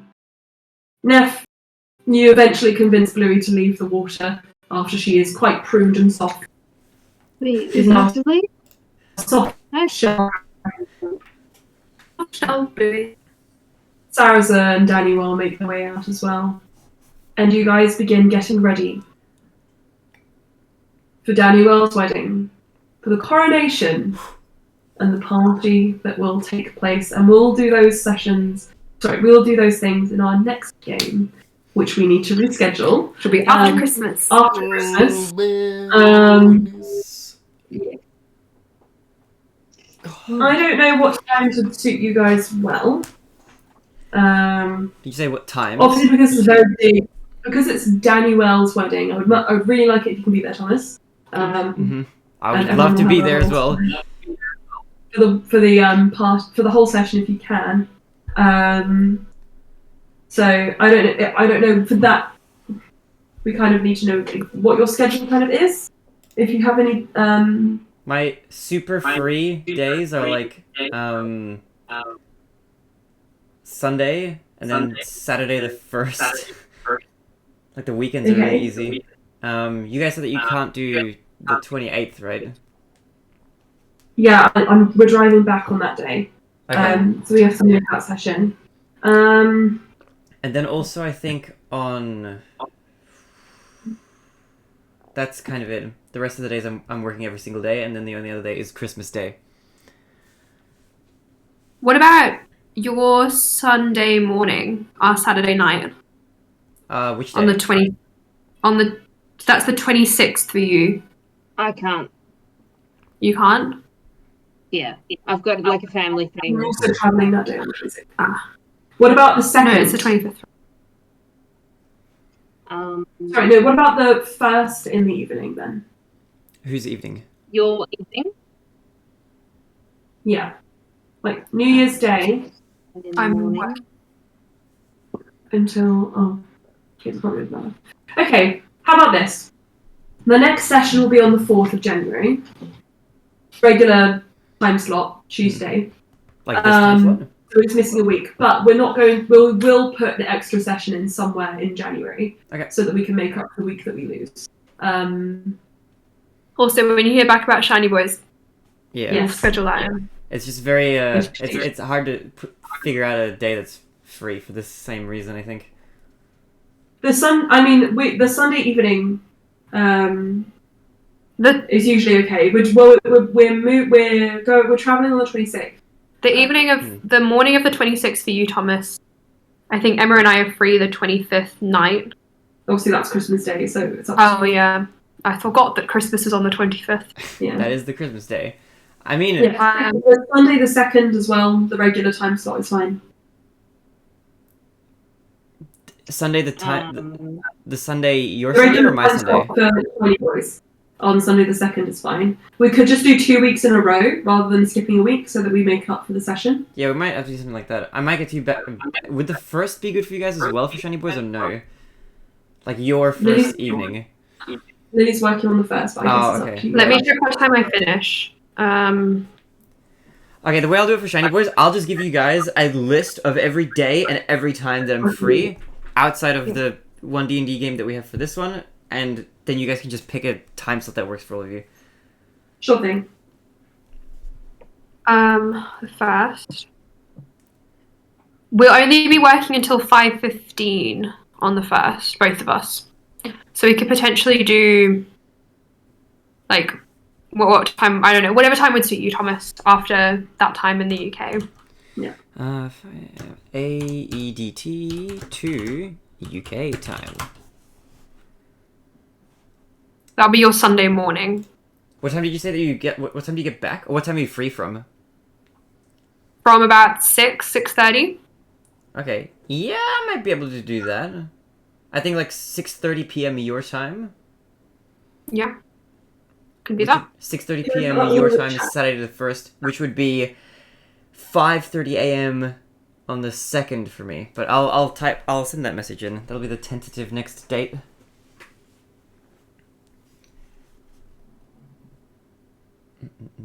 Okay, I put that in the chat just so we remember. Okay, cool. And And then we'll figure out DC. And then DC is same time slot as Exactly. today on the 4th? Was it? Yeah. Yeah, 4th. Okay. Okay. And at some point we'll fit in an extra session to make up. Cool. Whenever it suits. Lots of love, appreciate it. Okay. Right. Who's ready for a wedding next time? Hell yeah. And a coronation. And the coronation. Yeah. That'll be Memory good. wiping. And some memory wiping. Haha. Thank you very much. Alright. Yes, thank you. Thank you for the game. Lots of love for all of you. Merry Christmas. Yeah, Merry Happy Christmas as well. holidays. Guys, all Merry, Merry Cherry. Merry Merry Christmas, Christmas. happy hearth warming, all that. the heart for me. Bye. Bye. Bye. Bye-bye. Think so. Bye-bye.